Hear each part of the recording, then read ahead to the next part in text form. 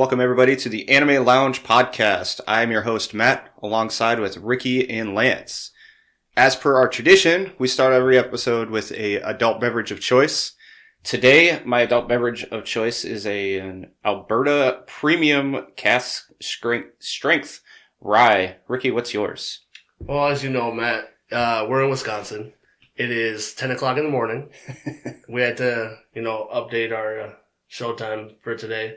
So, with that being the case, I am drinking a Bloody Mary. Bloody Mary to start my morning off, and I'm chasing it down with a Coors Light. Lance, what do you got over there? I am pretty much on the same page. I know in my personal household, Bloody Marys are an every weekend kind of thing, so this is nothing out of the ordinary, which is also, the Wisconsin tradition. And so, I'm also drinking the Wisconsin Bloody Mary, and I got a Bud Light to chase that down with. I don't like Bloody Marys, so I'm obviously not drinking one. Bloody Marys are a very acquired taste. I know I hated them when I first started. And what's even crazier than that is I hate everything tomato. But when it comes to a spicy Bloody Mary or even like salsa, then that's the only way I can put down a tomato. Man, I don't know, man. Honestly, I kind of grew up liking the Bloody Marys. Well, once I found out. I grew up. Not grew up, but once I found out about when Bloody I was Mary. 7 years old, I started acquiring the taste. But once I found out about Bloody Mary, alcoholic beverage with tomato juice, I'm like, oh shit. Uh-huh. Bro, I grew up with clamatos my whole life. That always threw me off. So I've always acquired that tomato taste, so I love this.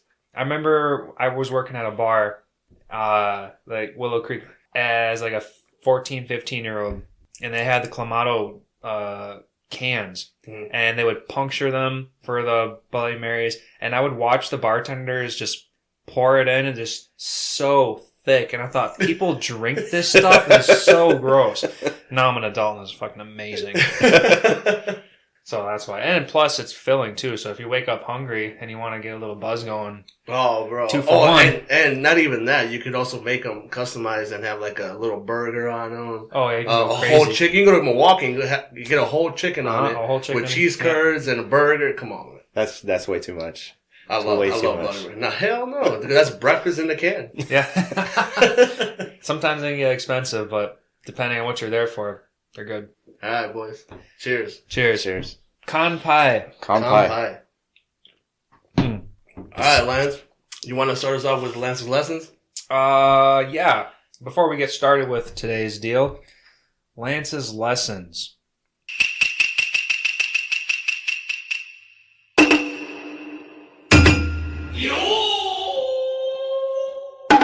Today's Lance's lesson is going to be the Japanese word for infinity. It is Bugendai, spelled Bugendai. Just kind of throwing out how to pronounce that in the Japanese lettering. Yeah, infinity. Very fitting because a very special character has the power of infinity, and we can definitely get into that pretty quick. Oh, we'll 100% talk about him. Oh, yeah. So, that's Lance's lessons, and I will also be doing today's synopsis, because today's episode is all about the super awesome anime called Jujutsu Kaisen. And, man, such an amazing fucking anime right here. I was beyond excited for this one. I think I recommended it like 4 times. And we finally did it. Well, now that it's finally on Funimation, you guys are like, I guess I'll watch it now. Actually, so now that you bring that up, I love this anime. I enjoyed this anime so much. I watched it twice within a week. I'm jealous because I want to see this whole entire anime again. I watched it on Funimation. Yep. Then I went over to HBO Max and watched it over there. Mm. I was going to watch it a third time because I had the time. And it was that fucking good. Uh-huh. I was going to watch it on Hulu, but I have that Hulu subscription that still has the ads. Yeah. Yep. So I was like, fuck, I don't want to wait for ads. So I I started watching it here and there on HBO Max again. So did you at least watch one version in Japanese? I didn't. Oh, I didn't. I should have. But I just got so into it, man. I just put it on. It's on my queue, just like Fullmetal Alchemist and Demon Slayer now. So I watched it the first time on Crunchyroll when it was only on Crunchyroll, and I watched it subbed with commercials. It was Damn, you even watched it with commercials? Yeah, I watched it because I wasn't paying for Crunchyroll at the time, so I was. When did this come out originally? Like you were. It came out last year. It's been about a year since it came out. Okay, you were saying the manga came out in 2018? The manga came out in 2018, and then the anime came out in 2020. Oh, okay. So this is a little pretty fresh. Yep. So to give a quick synopsis, just to catch people up, I'm going to just steal this from fandom.com. It says, the story of Jujutsu Kaisen is set in a world where cursed spirits feed on unsuspecting humans and fragments of the legendary feared demon Ryomen Sukuna. Is Ryomen? No, okay. Or we only know him as Sukuna, really. Have been lost and scattered about. Should any curse consume Sukuna's body parts, which is really just his fingers, the power they gain could destroy the world as we know it. Fortunately, there exists a mysterious school of Jujutsu sorcerers who exist to protect precarious existence of living from the supernatural. Okay, so really, there's a superpowered demon. His name's Sukuna. He's got 20 fingers because he's got 4 arms, which means, 4 hands. Math. It's what? Inuyasha. They gotta gather all 20 fingers, just like the jewel. similar to, yeah. So once they get these fingers, then the main character is gonna be super fucking badass. I think also, real quick, before we get too far into this, I googled what Jujutsu Kaisen even means. And in case our listeners are curious, Jujutsu means sorcery, and Kaisen means fight/battle/war. So you can think of this as sorcery war, which is kind of fitting because... I'll say it's 100% fitting for when you watch the show. It's like, oh, okay, that makes sense. Right. Just some bunch of random-ass bullshit going on. So maybe we could start this episode with some character talk. All right. You talking about favorite characters? Because I think we're on the same page with that one. Oh, I 100% would guess we all have the same character. Yeah, I'm sure like 99% of all the viewing public.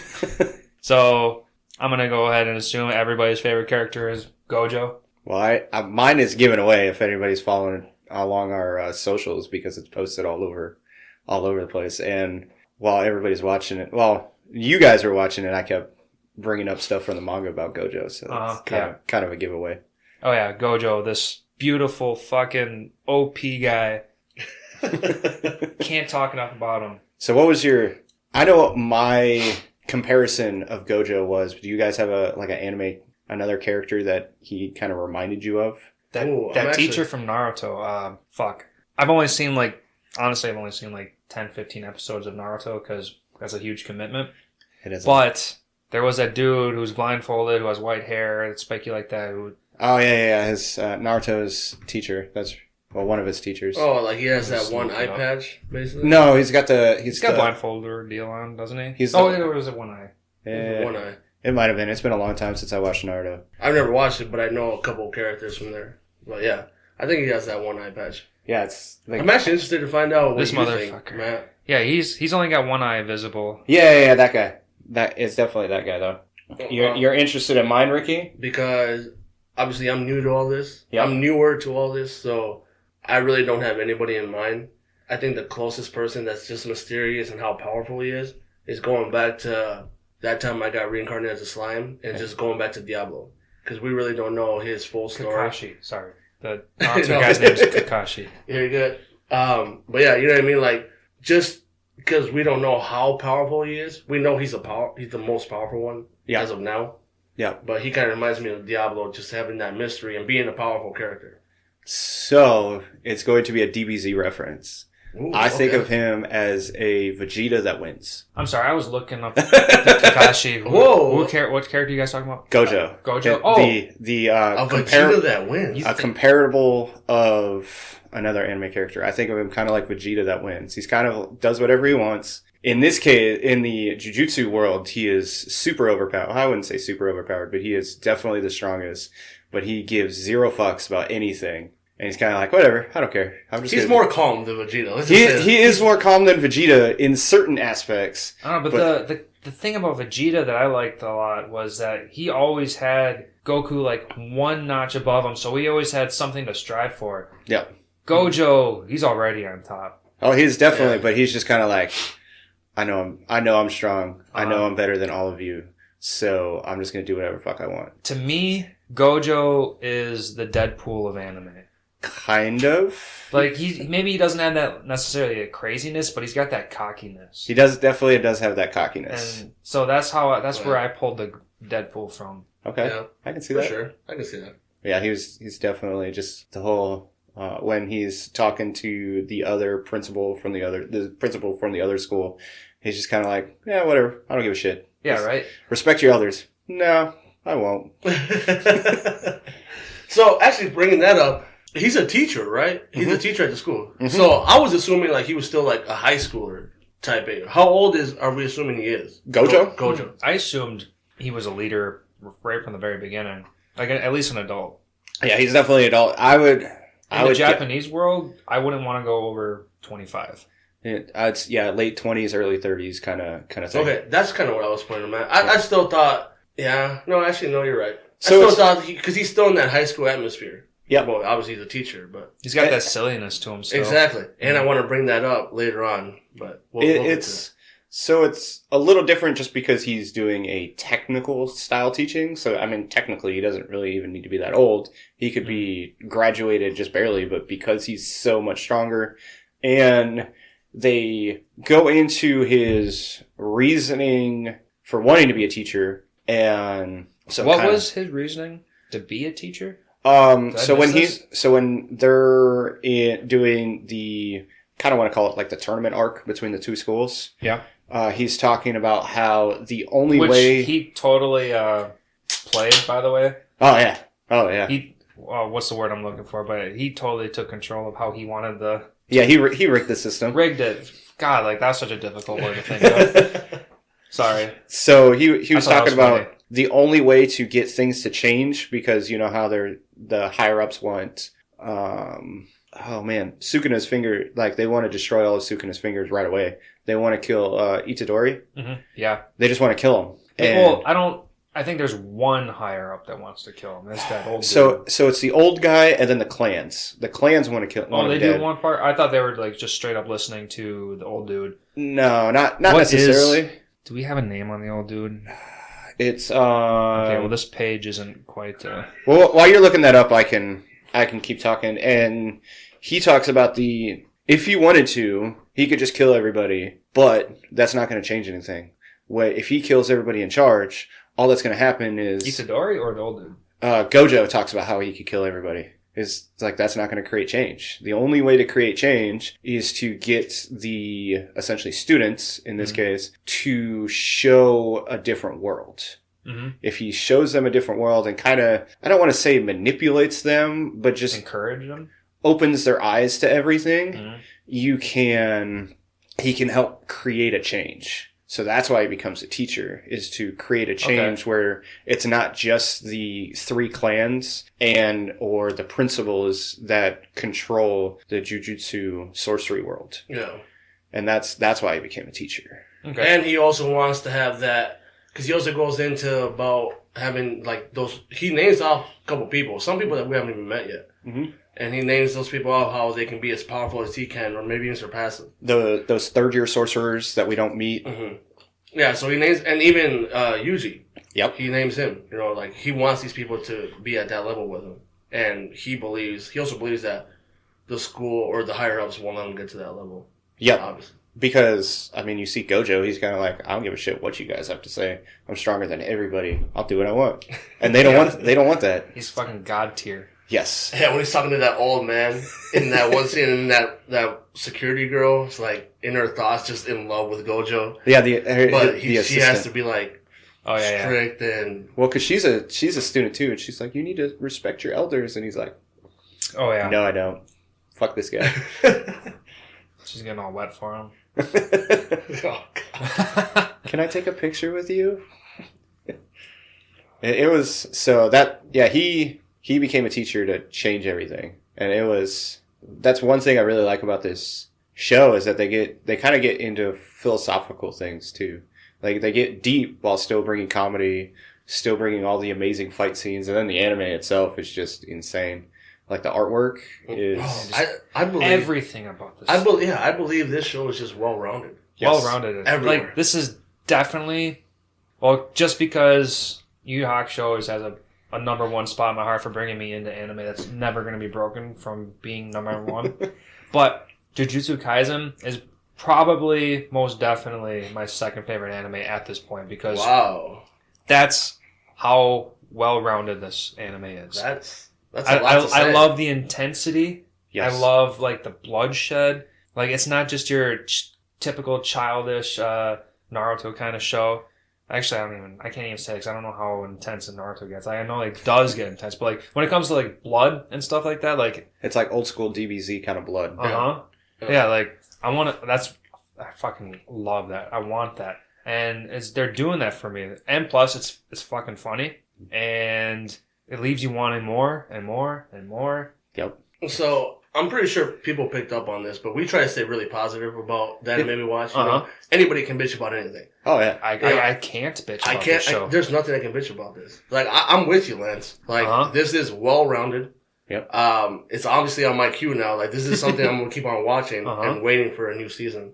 Yeah, dude. When season 2's coming out, I'm going to rewatch this entire thing just to prepare for season 2. It's great. There's, I don't even think there's fan service in it. Which no, that's one thing I wanted to bring up. Like this is a top tier anime, and there's like zero fan service. Yeah, the only fan service is when Toto asks what kind of women the people like. Oh yeah, and that was so like subpar. Like, you know what? It doesn't even matter. If I'm being honest, I like a tall girl with a nice ass. Yuji Itadori. And just Jennifer Lawrence. So that's something I'll bring. She got brought up twice, by the way. Yep. I made notes of that. That's something I'll bring. We can talk about later. But just man, no fan service. And then when they do bring in the pseudo fan service, they bring a comedy to it. Like it's not just hey, I'm in your face for Check no out my reason. boobies. Yeah. Oh, another thing too is it's modern time. Like it's not going back into old like samurai ages, you know, and stuff like that. Right. It's these kids have cell phones. These kids have normal like lives. Yep. They're teenagers. This is super relevant. This is fucking amazing. I love this. Oh, the episode you're watching right now, Ricky, because Ricky always plays an episode in the background. This is where he starts talking about the infinity, which is fucking perfect because we're talking about. I mean, I guess we're still kind of on Gojo right now, but this is okay. So the episode that Ricky's watching is when Gojo and Volcano do what is the opposite. Jogo, that's right. Jogo versus Gojo. Episode 7. Fucking annoyed the shit out of me. Yeah, episode 7. They had like opposite names. When he was explaining the infinity, and they're trying to touch hands, like you feel the infinity between us. I'm like, dude, that's fucking amazing. How do you explain a little bit of space, but that little bit of space is infinity? It's just the same question, like. How many numbers are between 0.1 and 0.2? Like, dude, an infinite amount of numbers. It's crazy. Yeah, it was. But yeah, and then it's like... Lance's lessons of the day? What was it? Infinity. Fuck, I already got rid of it. Anyway. I don't even remember my own lesson at this moment. I'm just so... This scene that you're watching right now just blows my mind. Like, you talk about infinity, that's all I can think about. And then, like, how he just fucks with them, and, like, then he starts... Okay, so let's just talk about this fight with Gojo and Jogo. At that point... Yeah, because he's like, I could have sworn I hit him. It's like, well, you did, but you didn't. You did, but yeah, exactly. You didn't touch me. You missed. You almost touched me. But the infinity between us, you were never even close. Like, what? And then when you first... Because that's when you really first get introduced to their imminent domains. Oh, domains were a pretty awesome idea. And they're super domain original. Expansion. Domain expansion, that's what it is. And it's super original because it's per person. Like each person has a super, it like boils down to who that person is, like to a T. Yeah, like your own little scenery, your own little environment. Yeah. And it's a guarantee hit. It's a guarantee hit thing was a throw off for me. Like I know you can pull someone, ooh, could there be a domain within a domain? So Gojo talks about that. Did he? Yes. So he actually does it against this fight. In this fight, right. where he overpowered Volcano Dude's domain. That's right. Yeah. If you overpower the domain, you eliminate their domain, bro. And then we'll quit playing with the straw. Then no, I got a broken straw. You poke a hole in your straw? No, it just slid open. I gotta drink my Bloody Mary like a man now. Like a man. They're cheap straws. What can we say? Yeah, they're also for the little one, and so they're basically he said there's 3 things that you can do, and basically one is like take it and die. The other one is to overpower them within the domain or / get out of the domain, which is highly unrecommended. Yeah, not they're saying recommended. it's harder to get out than it is to get in. Yes. And then the last one is to make your own, and if it's stronger than theirs, Right. which Gojo's domain was ridiculous. Seeing everything at once. Oh, God. I don't remember exactly what he said, but the way he said something along the lines of, like, knowing everything but not being able to do anything about it was like a curse in itself or something along those Oh, lines. in his domain? Yeah. He says, I can't feel anything. Wait, I can feel everything. Yeah. You know, I can't see anything. Wait, I can see everything. Like, he can feel and see everything. Right? Like, it's so everything and nothing at the same time. Like, you're blowing my fucking mind. Like, if I would have been watching this high, like, I think I would have exploded. Like it paralyzes you because what do? You can see everything, so where are you supposed to go? Uh-huh. And you can feel everything, so what are you supposed to do? And it's just such a ridiculous concept that it's like, what would you do if you could feel and see everything around you? But that ridiculous concept also is kind of like gives you a little insight of Gojo's power. Mm-hmm. You know what I mean? Like, just What's the limit of his power at this point? There is no limit. It's infinity. It's infinity, yeah. So you kind of see some limits. So when he fights the plant demon person, Hanami. Yes. Hanami is the one that has the girl voice. That girl voice. She's got that white body with the black things going on with the tree spikes coming out of her eyes. And then the rose on the arm. Oh yeah, that was super badass. And I was always wondering what was going on with that bandaged up arm. Yeah, it was Took a good tie-in to episodes to reveal that. Oh yeah, and then that fight scene. Oh man, but he's just when he talks about when Gojo breaks that veil, and it's like, okay, well, who do I need to go to first? And you kind of see a limit because it's not like he can attack 2 people at once within a great distance from each other, if that makes sense. And then where he has to use, in the manga they call it violet, but it's that purple attack. When blue and red, he combines blue and red and makes the violet like giant crater into the earth. Against Kojo? Or Jogo? No, not against Jogo, but the plant. Hanami. Yes. So he's like, well, I can't reach him in time, so I'm just going to use this massive earth-shattering attack. I'm going to fuck up everything to obliterate. A giant blaster, essentially, yeah. Yeah. And I remember it was all spirally. Yeah. And that attack was intense. Yeah. Yeah, I love all the colors and stuff they throw into this. Like, it's just so much fun. Oh, yeah, bro. Just trip out. Yeah. Just having like an acid trip or something. Like, especially in... That's what a lot of this anime is starting to turn into. It's just like, let's just throw so in a bunch of awesome-ass colors. Yeah. And slime was like that, too. Like, just Slime was cool. The color animation that goes into attacks, the swirl into a single attack is just visually beautiful. Mm-hmm. So we talked anime about... is so amazing. We know who everybody's favorite character is. Yes. Who's your favorite villain? Favorite villain? Villain. Okay. Let me twist this up just a little bit because in the first half of the series, Toto, the guy that wants to ask, what do you like best in a woman? The big buff dude with the fucking man bun. Yep. I thought he was going to be a villain. Hell no. Straight up, when he first started, because it was, first year students versus second year students, I thought those second year students, because they were also asked to kill Yuji. Oh, okay, yeah. Okay, so I thought all of them were straight up villains. So it was supposed to be third year versus second year, but because the third year from Jujutsu, from the Tokyo school, got cold. couldn't be there. That's why they called in That's why Yuji's team got called in? Yes. Yeah. 2-week quarantine. But old man demanded that year 2 kills Yuji. Yep. So that's what made year 2 students all seem like villains. But if you remember, Toto was like, fuck that. Yeah, no, he's in for himself. Don't tell me what to do. Not in a bad way. No, honestly, out of all of them, I think I like Toto the best, out of that class. Oh my god, yeah. Toto is probably very, very close to probably even being my second favorite character. Really? But, oh yeah. Just because, okay, well, let's just talk about Toto for a minute now. He's very, he was always really funny about wanting to be like best bros and stuff like that. So That's I what I appreciated the comedy, yet the seriousness that he has. Okay. But at the same time, like, Yuji's in the middle of a very important fight, and Toto is like, if you don't use your black flash attack, we're not going to be best bros anymore. Like, He's not gonna help him. no, I'm like, dude, fuck you. If you can't do your top notch move that you haven't even used yet, I like that though. then you can just go die. I like how strict he is. Uh-huh. I like how structured he is. I like the comedy he provides with the Yeah. whole, that's my best friend. You know, like, We've been best friends since middle school. I just met you. but I enjoyed that little fake flashback of where they're in high school. Like, dude, Oh my God, he just pulls it in. Uh-huh. Like you could just say, like, me and man, like, oh, you could just say, we're best friends because, we're big and strong. But that little fake flashback that he made up in his dude, mind. that confused the fuck out of Bro, me. that was, Watched it. I knew right away, I'm like, oh, I'm enjoying the shit out of this. And then he was like, if you can't do this, you don't deserve to be my best friend. We're not best friends. We just God, every time.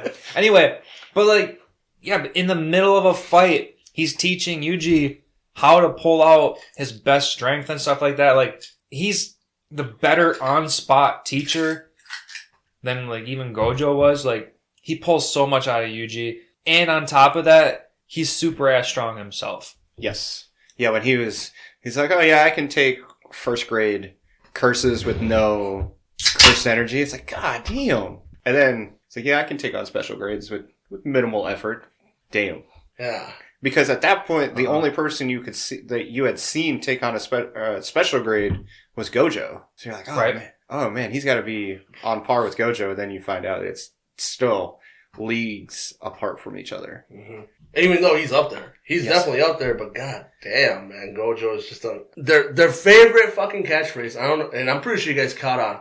They're on another level. Yes. How many people have said that? Oh, Pretty much all of them. I that must have glossed over me. I'm just so enthralled. they say it all the time, bro. Yeah. They're on another level. Yeah. Yuji said it. Fushiguro said it. I know for a fact Mahito, the stitched up villain, the curse, Mahito. said it. Like, I don't know, it's just, must be a catchphrase over there right now. They're on another level. I don't know. But going back to Toto, the comedy that he provides just in his personal life with what's her that name? actress girl? Yeah, just that famous pop star. Or he got if he keeps going back into like false histories, because there was an episode where he went to school with that girl. Yep. Now, was that a false memory or was that was a actuality? That was a false memory, basically representing when he was getting attacked by Hanami, that tree, The white tree girl, curse, whatever.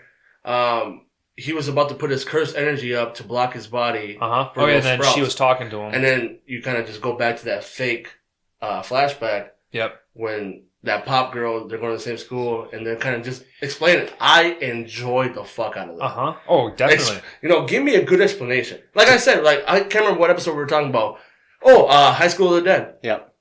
I believe that fake science. Oh yeah. Give me a good explanation. Just I'll convince believe me. the fuck out of it. Convince me. That's all Exactly. you can do. Mhm. Takata. That's what her name is. Takata. Takata. Yeah. Oh my god. That actress girl. Yeah.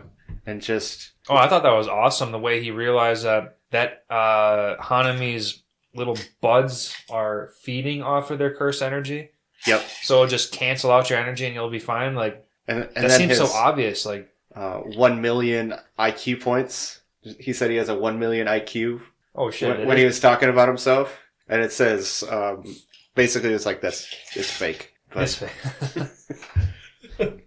I think it said per Toto's estimation, his IQ is like 1 million. And this sounds okay. That's familiar. I remember seeing like and laughing about it. yeah, and then when he was talking about the getting orders from the other principal, and he was like, "No, I want to watch Takata's handshake ceremony." And then the other students were like, "Well, just record it." He's like, "I'm gonna record it and watch it." He wants to see it multiple times. So before we go on any further, as long as we're done with Toto, going back to the original question, Yep. who is your favorite villain?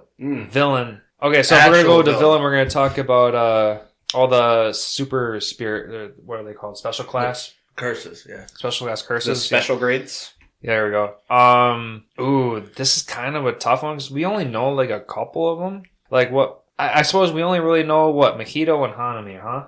So Mahito, Hanami, Jogo, Oh, Segura, Geto, and Sukuna, basically. I think we should exclude Sukuna because Yeah, I agree. he's kind of a different class on himself. But do we know anything about Suguru Geto, the leader, Not the yet. leader? Not really. Saguru? Yeah, Seguro, yeah. like he's you the don't- one that wanted to like be in the shadows. Like he didn't want anybody to see his face. The only thing we really know about him is that the Jujutsu high schoolers, actually, no, Toto brought him up that they had to deal with him last year. Like, they didn't really specify what he was doing, but they know of him. Yeah. They know that he is a curse user, so they know he's alive. That's pretty much all we know. And another reason why you know that is because when they go into the restaurant, you can see him. Like, everybody can see him. Yeah. So that's how you know he's a curse Right. user. Oh yeah, that's right. Do you think that Suguru Geto like essentially summoned these guys then? Because they're following him around. I don't know. Maybe that's just some kind of weird ass thing to throw around. Not really summoned, because they do explain that only like one person knows about these doors to get into these gateways where these cursed spirits are at. So the episode I'm watching right now is actually towards the end of episode 7, and he just entered the doorway. Like, you know, there's a certain doorway that changes every day or every, I don't know how many. Oh, I thought that was That- just to describe where the hidden fingers and the hidden art objects were. Oh, I thought that was to find this place. No, No. so that's to find everything that the Jujutsu High has in Their storage most valuable is possessions. under the barrier from the guy that we really don't know about. You find out. I'll leave that out. And so that's what that is. It's just the barrier. In order to be hidden, it changes all the time, every day, and Only one person knows of its exact location. yeah. Okay. So that was a different. So let's just simplify this. We have 3 cursed spirits that we know of. Yep. Jogo, Hanami, and Mahito. hmm Which is So who's our favorite out of those 3? I liked how like kind of badass Hanami was, but I'm still super interested in Mahito. The deal with him disconfiguring and manipulating people's bodies and his rejuvenation and the fact that he turned himself into like a little child and then he can morph, and the fact that like he was going into like a little sewer and he's like, fuck you, bye. And like Yeah, he's got that like playfulness and that cockiness, and like to me, I think he's probably the best out of the 3.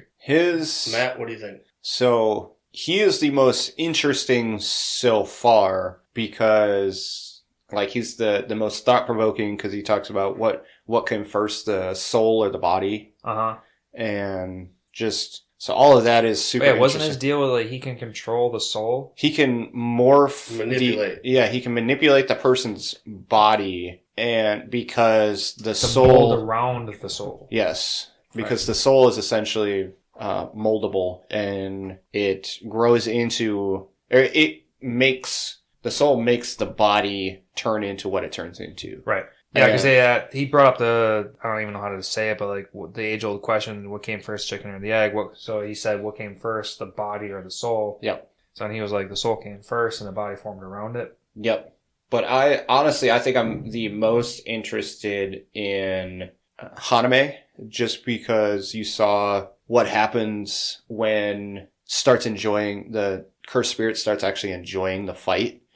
And it's interesting because it can use the plants to basically revive itself / get this super strong, powerful move that we don't actually get to see. Right. Because of Gojo. So it'll be, and almost got to see the domain expansion. So that would have been, Wait, Hanami didn't have a domain expansion, did she? No, because Gojo, it was about to, and then Gojo used the violet attack.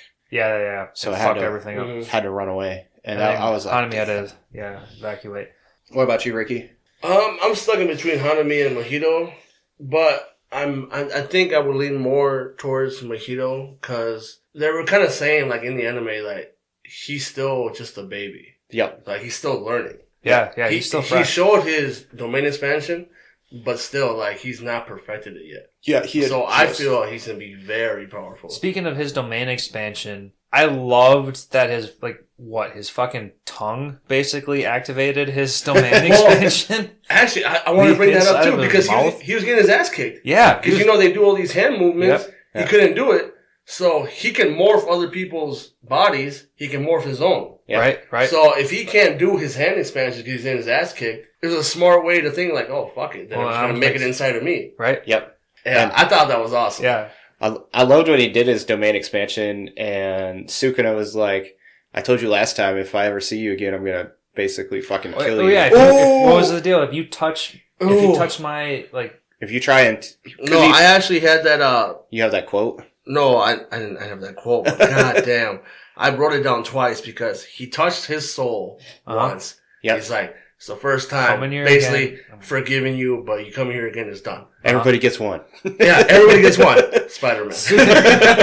Sukuna's, he'll let one pass, but he'll still fuck you up. But he put him in his fucking place, bro. Oh, and this is one of the things that I really enjoyed about this. It wasn't even in the physical realm that he put him in his place.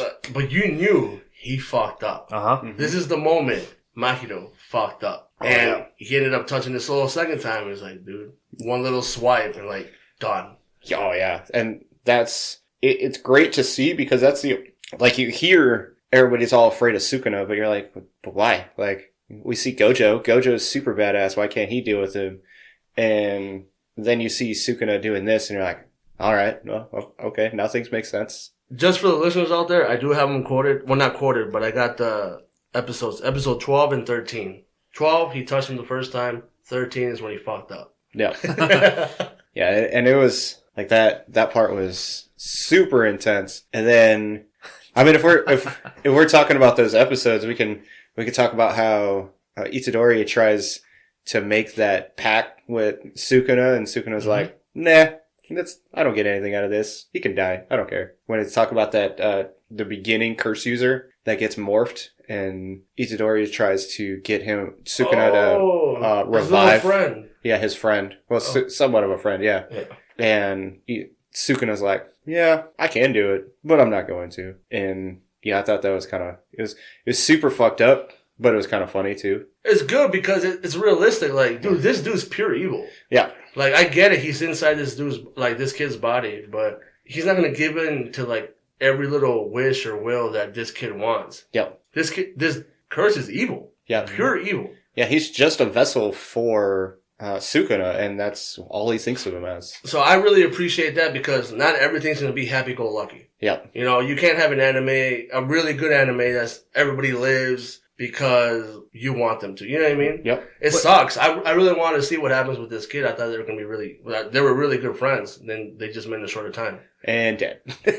And dead. I just realized there's 20 fingers out there. Yep. Yuji eats one of them, and then all of a sudden Sukuna's in his body. Yep. Why him out of all 20 pieces? Instead of all 20 altogether, then boom, he's Sukuna. So, it's because... Like, there is pieces in other people. Why don't they have Sukuna in them? Itadori is a vessel for Sukuna, so he can actually basically control. So you see what happens to those cursed demons, the one that they fight at I think it's a prison, the first time. Oh, the crazy detention center. Yeah, the crazy ass bitch. He was fucking awesome. The little screamer dude. Oh yeah. So that guy, and then that's the one. That's the one of the fingers. Oh, yeah, that was a finger, wasn't it? Yeah. Yep. Duh. And then you see him again when he fights Fushiguro. When he fights Fushiguro. So that's what happens to a fucks him up. Cursed spirit if it tries to eat Sukuna's fingers. I'm assuming it turns all into of them. one of those. I'm assuming all of them are going to turn into that. So. Oh, okay. So if Yuji didn't take control of the finger itself, he would have turned into that white crazy ass dude. Probably. Because there was two of them that we saw. Probably something similar, like a human form of that. Like he wouldn't have been able to control himself. Right. Honestly, he might have turned into what Itadori transforms into when Sukuna. Oh yeah, sure. Control. Why not? I mean, he did take control of his body, yeah. which looked because fucking Sukuna badass. Was a human. Yes, he was a human at one point. Yeah. Sukuna was a human at one point. Then where's the four arms coming in? Probably sorcery techniques type stuff. like curse spirit sorcery technique stuff. It's anime, bro. But they do talk about that, how he started out as a human. Okay. And so it'll be interesting to see if there's like if a strong spirit eats one of his fingers, if he kind of pseudo transforms, if they just all turn into those finger crazy eyed demons spirits. Yeah, because the worst case scenario, there's 20 fucking psychos running around. Well, how would those even come together? Itadori's eaten, I think, 3 so far. 3 for sure. 3 at least as of right now, he's eaten 3. Yeah. Well, I was just saying worst case scenario. There's 20 of those white psycho things running around. Speaking of eating the fingers, what do you guys think of when he goes and Itadori goes to grab the finger and Sukuna just I saw that coming. Oh yeah, I saw it coming, but it was molds funny. And eats it anyway. Yeah. Do not eat this finger. Now. What am I, a dog? Yeah, right. I have a couple questions. Now that we brought up Fushiguro again. Yeah. Well, let's quick recap. Fushiguro is, for our listeners, is the guy that can summon the wolves, that like bird-like thing, those stupid frogs, that snake, like the shadow. Like, I would have called them stupid, bro. They save some lives. Oh, they definitely play their role, but it's like silliness. They like shadow. Oh yeah, for sure. They don't have. I really like him. I really do like him. I love his little his hand motions. Well, his hand motion and just the beats that he can. Oh yeah, bring up. Yeah. But now that we brought him up, and one thing that's been just eating the shit out of me, like he has a secret pact with Sukuna. That's you think obvious. Fushiguro has a pact with Sukuna? Yes. I say I'm weary on that because hear me out. Sukuna is he has some type of pact with him that's nonverbal. That's I don't know how to describe it, but when you look at somebody and you like agree to something, whatever. It's before Yuji dies because he got his heart torn out, and he was doing some special move, and like it looks like his soul got lifted off of Fushiguro. Okay. And all of a sudden, like when he was powering up, super hardcore, and then all of a sudden he stops and starts talking to Yuji. Yeah, they just fucking stop and like. There's some path because why isn't anything happening? Is still waiting to like see what talk happens. to him. So he's interested in like seeing what happens to him. I took that more of you remember in Dragon Ball Z where Goku's like when he's fighting Cell, the imperfect Cell, or Vegeta's fighting the imperfect Cell, and he's like, I see something better in you. I'm gonna wait for you to become perfect.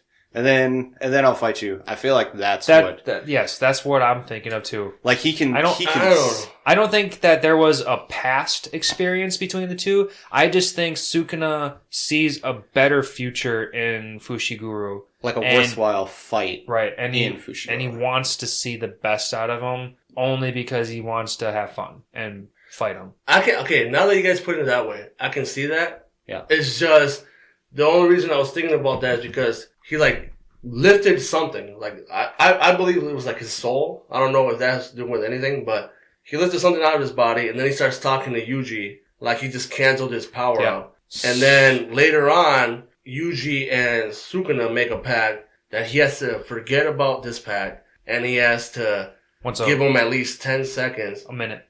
Okay, at least a minute. Which I'm very upset about. Some word or whatever. So I might be able to go into a little bit of that. The technique that Fushiguro uses is the Chen shadow technique, which I don't know. I know they talk about it. I don't know if you guys really referenced it. So Fushiguro is a part of the Zenin clan. Like he's a descendant of the Zenin clan. Yeah, sounds familiar. And that technique is one that's passed down. Well, I wouldn't say passed down, but it's within the generations of the Zenin clan. Can I ask you real quick before you go forward? What's up? Who is Zenin? Like, who is that one person Zenin? It's the family. It's the family name. Because I remember...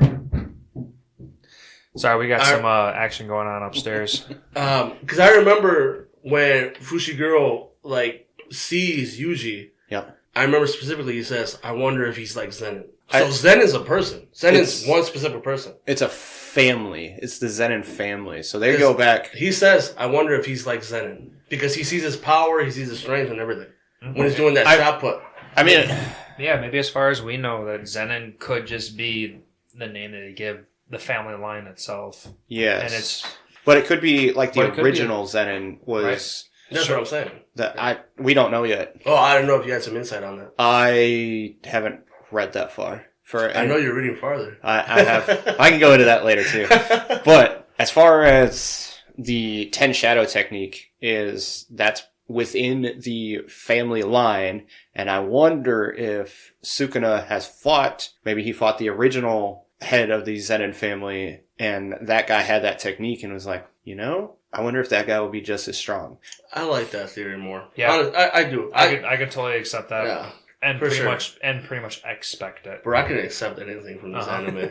It's that fucking good. Oh my god. Just because you can tell Sukuna loves fighting people. He loves seeing how strong he is compared to everybody else. Otherwise, he would have killed him. Yeah, because he wants to toy with everybody too. Oh yeah, like he was toying with that cursed spirit, that white cursed spirit in the detention center. Yeah. Like, hey, let's you're no fun for me, so let's go fuck up those kids together. Oh, you're stupid. You want to fight me? All right. Well, I guess I'm gonna kill you. It'll be. I'm looking forward to seeing what happens then, because it'll be really cool to see get better. I wouldn't say better explanations, but more explanations. I don't know. I kind of just want to see more Sukuna, like after that detention center bullshit, and like after he ripped out Yuji's heart, and all after that awesome little series. We didn't see much of Sukuna after that, except eating that finger. Eating the finger. Like, he didn't want to take control anymore when he was called upon. Not only that, but, like, he made a pact with Yuji, and for, like, the next 12 episodes, they never even touched on it again. Like, hey, did you make a... And then Gojo's like, did you make a pact with him? Like, I don't know, because obviously part of the pact was him forgetting that he made a pact. Yep. But, like, 12 episodes, he doesn't make another appearance. Like, another hardcore appearance. I was kind of disappointed in that. Well, I'm not surprised because... you see the development of Itadori as a curse user. Yes, and we needed that. We needed Yuji Itadori to be a solo amazing person. Yes. To watch movies 24/7. Bro, that was awesome. You saw a couple covers on the table. Uh-huh. Yeah. The only cover I really recognized was Joker from just the Batman series. Oh, Batman? Yeah. So so they called it movie appreciation. I think is what the technique was to get stronger. What do you guys think of that? Getting attacked by the. I was totally on board with that because it was the idea of keeping your senses at all-time high at all times. Yeah. And if you can focus on it and then watch distractions, and the moment you like get distracted by something that you're interested in, like a movie, like you let your guard down, all of a sudden you're gonna get beat up by a little doll. But, like, just to make sure that you're at your best at all times, it just goes back to a bunch of other anime, because, like, even Demon Slayer did that. Like, you're in your, I don't remember what they call it, but, like, even while... the breathing. Total concentration breathing, even while you're sleeping. Yep. Like, it literally needs to be used at all times, and that's how you reach your best self. Like, yes. I just thought that this was just a fun way to do that. Like, I know every anime is doing this, so let's just bullshit our way through it and make it funny. Yes, but it's realistic though. Like, but it's still acceptable. It's relatable. Yeah. Relatable. Yeah, just fucking sitting there watching movies, not getting distracted, and then when Gojo comes in and talks to him, like they explain. That's what I really enjoy about this anime. Yeah, they explain the little stuff, like Gojo in his head things like, "Oh, he's talking to me," and he's still putting. Look at how much he's progressed. Is it negative energy? What do you call it? It's the negative emotions, curse energy as well. Yeah. But yeah, he's talking to Gojo and it's like he's still holding on to the doll without a problem. Yep. Like he learns that quick. And I saw that, Lance. Yeah, I just spilt. Because apparently I don't know how to drink a beer. I got a hole in my lip. and I like how they do the training, and then sometimes like they just go from point A to point B, and you see the beginning, and then you have like your Toto fight where it's like, okay, now he's really scaling to become this strong person. Mm-hmm. Well, you definitely see a progression. So they do that chick. I want to talk about her. They do the, this is how he got kind of unlike Demon Slayer where he has all of his abilities and you have no idea how. Kind of skip over. Yeah. And in this one, it's like okay, so we skip him getting kind of stronger because, well, we figured out how he can do it. We don't really need to see him watching movies for an episode. All right, now here's him learning his Black Flash technique. And then I liked how, when they were talking about it, how it was, oh man, drawing a blank on his name, the other curse user that he walks around with for a little bit. Nanami? Nagami, yeah. We'll talk about him. And Nagami's the most I've ever... For our viewers, which one is Nagami? Nanami is that straightforward, doesn't bullshit, no beat around the bush guy. He left high school, he left the Jujutsu, whatever, place to be an adult, or to be like in the normal world. Hates both of them, but he says he'd rather be in the Jujutsu because he likes it a little bit better. Okay. I think what viewers will probably be quicker to remember him was he's the one with the glasses and he's the one complaining about overtime. Yep. He hates working overtime, and he talks about how the most he's ever done a Black Flash was 4 times?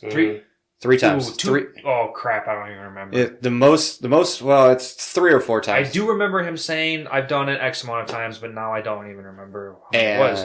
Because Yuji's done it 3 times in a row, right? He did it 4 times in a row. So it was 3. It was 3 then. So Nanami did it 3 times, and Itadori did it 4 times. Just topped him off.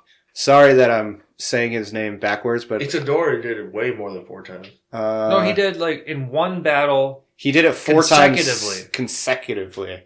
And Nanami said the most. I'm talking about in the 24-hour period. No. It was combo. Because Nanami only did it 4 times in a 24-hour period. I think he said 3 times in a row. Yeah, in a row. Oh. But anyway, it's so he was talking about how kind of get in that zone and the athletic mindset. Yeah. And it was great to see just explanations of things like, yes, Yuji is extremely strong, but this isn't something that other people can't do, which is kind of nice because Yuji still has probably been maybe 6 months since he really learned about this stuff. So it's not like he's going from nothing to being the strongest person in the universe minus Gojo immediately. There's a development period, not like... I mean, he's still got the fingers inside him, giving him a huge boost. Oh, for sure. Yes. But there's still a development period. There's still, like what Gojo was saying when he was downstairs watching the movies. Oh, one of my favorite scenes, by the way, episode 6, that he was explaining to Yuji that you can't use this curse, technique or curse, whatever. Yeah, can't use curse techniques. And then all of a sudden, animation, you see Yuji on the floor as a little white figure just moping around. One of my favorite fucking things. I will post it up on social media because it's awesome. That's funny. But yeah, you just see the development, and that's what I really like because you're not just gonna be like, oh, now all of a sudden 2 episodes in, he's strong as fuck. Yeah. That's not enjoyable. You want to see a couple struggles, a couple ass beats. That's what makes us more well rounded. Is like he doesn't go from nothing to best. Is you watch his struggles and you see him develop, and you need that development. This isn't Slime where you just are the best and you just want to see him do the best. Yes, yeah, I would take that one for sure. So what were you wanting to talk about, Ricky? Oh, bro. So we were talking about obviously all of our favorites is going to be Gojo, right? Yep. My second favorite was Nanami because I really get sucked into the whole adult. I don't know. He's the adult of this whole anime, and they even kind of said it too. He's like the most hardcore adult mindset. Yeah, yes. And I have a quote from him, and it gave me goosebumps, bro. Because you gotta realize we're watching Yuji, and this kid's still a high schooler. Yep. Let the adults handle some shit that you shouldn't be handling. And the quote that I have is, realizing your hair is falling out on your favorite pillow. Realizing your favorite bread has disappeared from the convenience store. The accumulation of those little moments of despair in life is what makes a person an adult. And that's from Nanami. And that just fucking hit me because like I said, there's times where these kids don't have to be involved and let the adults take care of shit because we'll save them for a bigger moment. Yep. So that made me realize that, and that's why I like his structure. I like the type of person he is. He's straightforward, no bullshit. Yep. And he's by far my second favorite character. Plus, he's also super strong. Oh, hella strong. I'm interested to see when he does when he's in that overtime mode, because we got a glimpse of it, but I want to see what happens when he has to like full on battle somebody in that overtime mode, because he went like overboard, like he just got stronger. Yeah, he got insanely strong. Was that because he wrapped his tie around him? What was the deal with him wrapping his tie around his no, fist? I don't know about that. Because like he did that, and then all of a sudden he got the big like power boost. So that was just he did that because he knew he was getting his power boost. I know they Mahito talked about how if you make a pact with something that you can create a power boost, and I bet you. Oh, it's him going into overtime. His overtime. Okay. His overtime is a pack where he actually unleashes his curse energy versus just having like the bare minimum he needs at all times. Mm-hmm. And when he works overtime is when he gets his like Super Saiyan mode, and I like that. Can really get stronger. Like, it's just exponentially stronger. Yeah, I can roll with that. I like, do you think there's going to be a negative to it, though? But, I mean, we haven't seen any kind of negatives. There's a negative to it, and Sukuna says that. Like, if he breaks the pact, he's the one that gets punished. No. I meant, like, because, like, so he's at his base form at all times, and once he goes in overtime, he gets this boost. But does that boost come at a cost? I think I think the cost is he can't get stronger than whatever his base. Like, he can only use as much energy as his base form is. Like, he can't get stronger before overtime. Like, overtime, okay. So if this is a really fun idea to play with. Like, yeah, work sucks, work's normal, but like, dude, once you put in those 40+ hours, that's when shit gets real. Yeah. Like, that's when your banks, but another interesting concept of it is, like I said, I was listening to No Game No Life, on the way here, our episode 6? 7. Episode 7. And, we brought up the same thing. Like, you brought up, they have those pledges. It was like, you have to pay up. You have to, like, literally pay up whatever you bet, whatever. Yeah. And that's why I really like this pact, because you have to. You have to pay up. Choice. It is. Or there is consequences. Yeah. Just like today's society is like, if you make this little, like, I'm gonna jinx you, Matt, like we say the same word, like, people don't really take that shit seriously anymore, and they don't, you know what I mean? Yeah. And I know it's stupid funny, but I like it because it makes them stick to their word. Yep. Right? Word is bond. Yep. So. And it'll be interesting to see what Sukuna does with his pact with Itadori. Because at this point, we have no idea. What's his angle? What is his angle? Like, is it? Why does he only want 1 minute? 1 minute's all he needs to do something. And why does he need a special word to come out in order for him to do it? Like, what's his plan? I don't know, man. I'm excited to see, but that's what I'm saying. I don't know. That's also why I'm saying, like, it's been like 12 episodes since they made that pact, and he hasn't fucking come out. I want to know what the hell his plan is. Look at Lance getting mad over here. I can't tell you from what I've read. Drink another beer, boy. You still won't know. You still don't know. That. Granted, I am not caught up on the manga, but I have read beyond what the anime stops at, because I loved it that much. It was that good. So, and I don't blame you. I would read it too. If I started reading, I wouldn't stop reading. I'd read until current. Yeah. What's up, Ricky? Let's take a step back. Yeah. Let's enjoy the comedy, because this anime obviously supplies a lot of comedy. If you guys have seen it all, what was your favorite Juju stroll? And if the viewers don't know, or the listeners don't know, Juju strolls are what come after the credits. Yeah. Okay, I'm gonna be a Debbie Downer. I've only seen like 3 of them. Oh, I watched all of them. You watched all of them? I only skipped them because I wanted to stay with the story itself. And once I realized that they were just filler, fun stuff, I just wanted to know what happened next. I just went straight to the next episode. So it's not going to be fair for me to incorporate what 3 things I saw. Okay. Well, Matt, did you watch any of them? I watched them the first time through. I watched a couple of them the second time through, but one of the funny ones is are you a cat or a dog person? And the panda's like, panda. Oh, man. What about you, Ricky? What's yours? I'm actually on the episode right now, episode 9. I have it in my notes. That's when I thought that Gojo and Nanami were like still high schoolers, even though they're adults. But they're in the Jujutsu role. They're like in this high school environment, and they're trying to like hang out. Like Gojo's trying to hang out with Nanami, like trying to get him to like an after party or something. Yeah. Or he's trying to tell him something. And at the end of the Jujutsu role, he gets this note from Gojo. Nanami gets this note from Gojo. And it's just a little penis. Like a little penis note. Really? Oh, it's fucking hilarious, bro. But yeah, that's very high schooly. very high schooly. So that's why I thought they were in high school. But hilarious. It brings on full on comedy, and it's just it lightens up the mood. You know what I mean? Because they're going into the serious battle or whatever.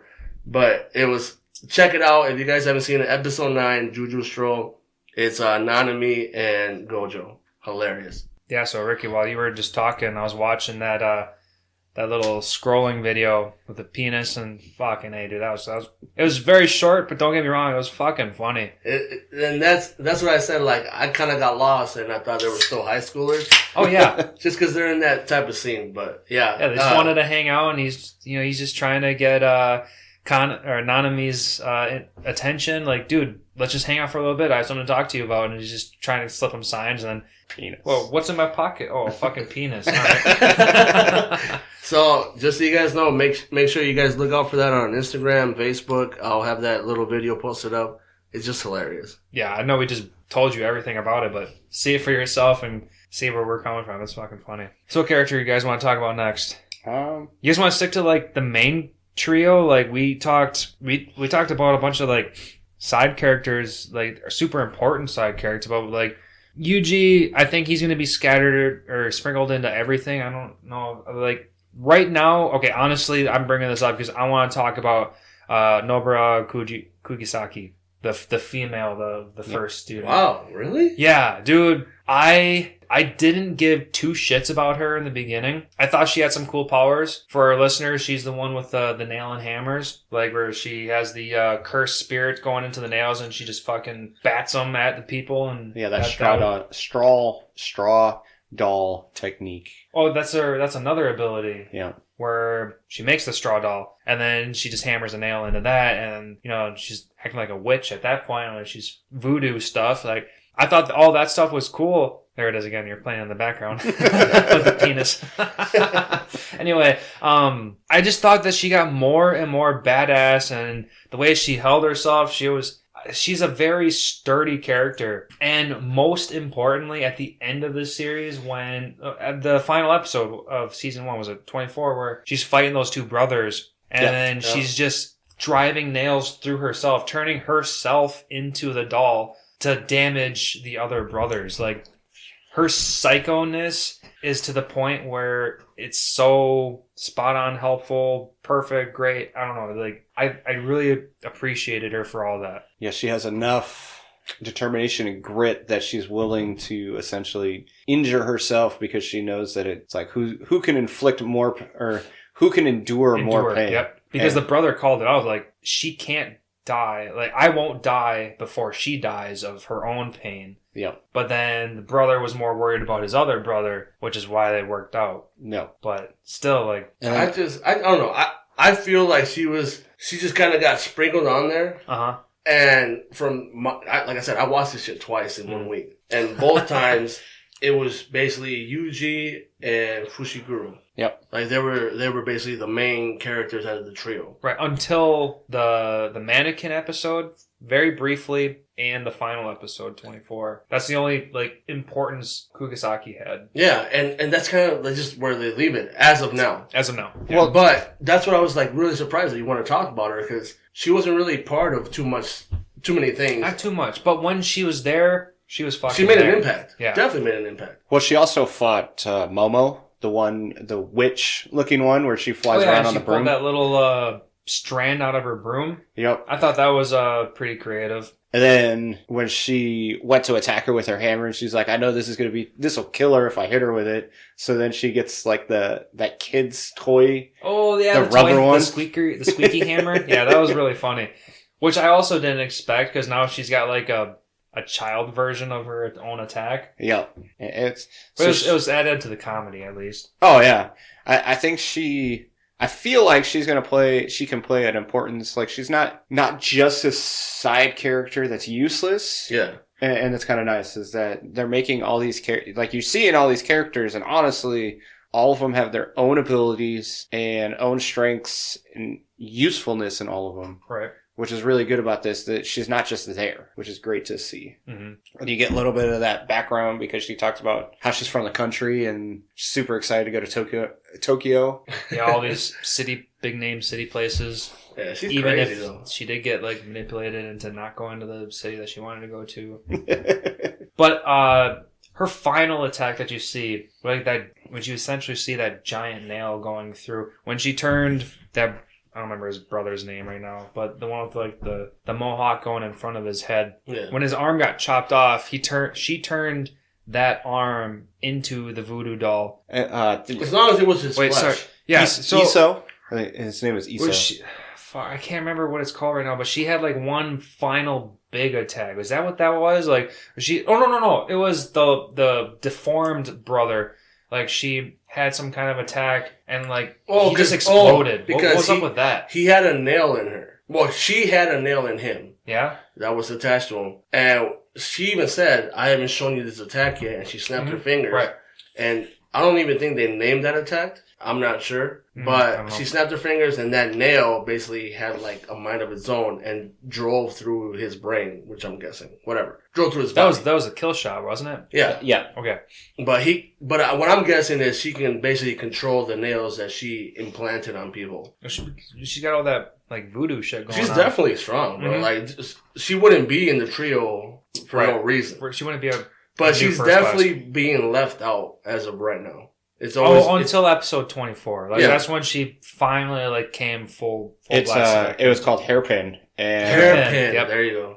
It's saying a technique that causes the cursed energy imbued nails to erupt with explosive force, which is what you see is that basically that nail like explodes. Okay. So it's like a planted grenade. Kind of. I can see where the hairpin name comes from. Yeah, because that's a planted thing. But yeah, no, she's definitely powerful. Out of the three, who do you like the best? Out of Yuji, I mean, out of the first years? Out of the first years, yeah, I would still stick with Yuji. I'm still interested in his progressiveness. Like, he's got this adultness to him. Mainly because he's got what's his name in him.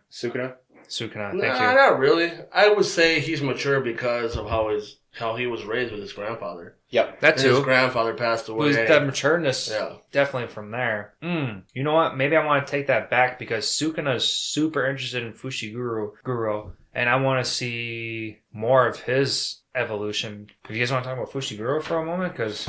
Well, let's answer this question real fast, and then we can talk more about... Matt, your favorite out of the three? I like Fushiguro's techniques the most, but I like Itadori's personality the most. Yes. High five. Boom. We got one today, Matt. I'll give you guys that one, but I would agree with how you explain that, because I think that is spot on. I would agree with that one. And it's just especially what we've seen so far, Fushiguro's basically shadow puppets are just ridiculous and super powerful, and it's great. I love seeing it. And Itadori is just overall personality, because really all you see is his Black Flash technique, and then his Fist of the Mortal Flame. Yeah. Can I throw in one con? I wouldn't really say a con, but like a bitch. Okay. You know, Fushiguro's when his shadow techniques gets destroyed, he can't use them anymore. Yeah. He calls them off. That's what you're getting. If he calls them off in time. Yeah. They get destroyed, he can't use them anymore. You can never use it. Right. So what do you guys think about that? Because there's shadow techniques. You can create them.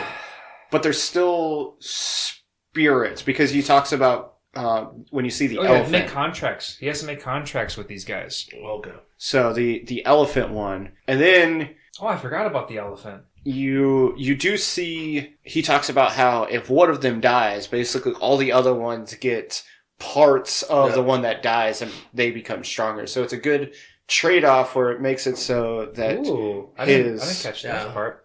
So the more he contractually brings in, the weaker everybody gets? Not that, but just each animal, because they're all animals, right, has a contract, and then they all have their various abilities, and then if one of them gets destroyed, then the other animals get parts of the ones that died. So, like, his demon dogs got those talons from the owl-looking thing. I'm pretty sure the owl got destroyed. No, the owl's still alive. They survived. Both demon dogs are dead. That's I think when one of them is dead. No, they're both dead. That's when he created the werewolf, the wolf, the big beast. The white dog died first. That was way back. Oh, that got smashed the fuck in? Yep. And then the black dog died later on in the series. So... And then he kind of made him into this werewolf beast. So from what I see, the divine dog, so the white dog got destroyed, and then the totality, which is the werewolf-looking one, is a combination of the black and white one together. So what, do you essentially take remnants of both of them and makes it into, in this case, the werewolf-looking one. Well, maybe they'll explain that one later then. I don't know. So it's saying Fushigoro's 2 black and white Shikigami dogs that chase is the divine dogs, and then totality is an improved version of the black dog Shikigami, which inherited the power. Shika, Shikigami. Shika. Okay, so it's not like Soul Reaper, like Shikigami. No. Inherited the power of the fallen white dog. It can be summoned through his technique, and then... Yeah, so it gets a little bit, it's essentially a combination of what his black and white dog turned into. Okay. So it's like fusion. Yes. And I think... Digivolution! I wonder if that's only worked because his divine dogs were 2 to begin with, and basically instead of completely losing that ability, they just essentially fused. And I wonder if he loses Nu, which was the owl. I wonder if the owl electric owl. Yeah, I wonder if that owl gets destroyed, he just loses it. I wonder if that's how it works. And I feel like he didn't get destroyed.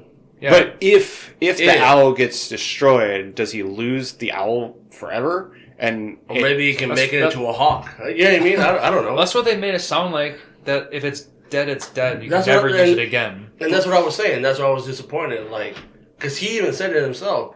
He died. I can't bring him back. I can't use him anymore. But that was the white one. The white one. Technically, it was 2. So I wonder if there was some remnants from the white one that he was able to infuse into the black one, only because they were 2 and he made them into 1 instead. That's the only thing I can pull from that. I think we're just thinking too much into it. We could be, yeah. Okay. That's my anime explanation. Is pulling remnants. Anime science. Yeah, anime science. Anything works. The more you know. Rainbow popping out.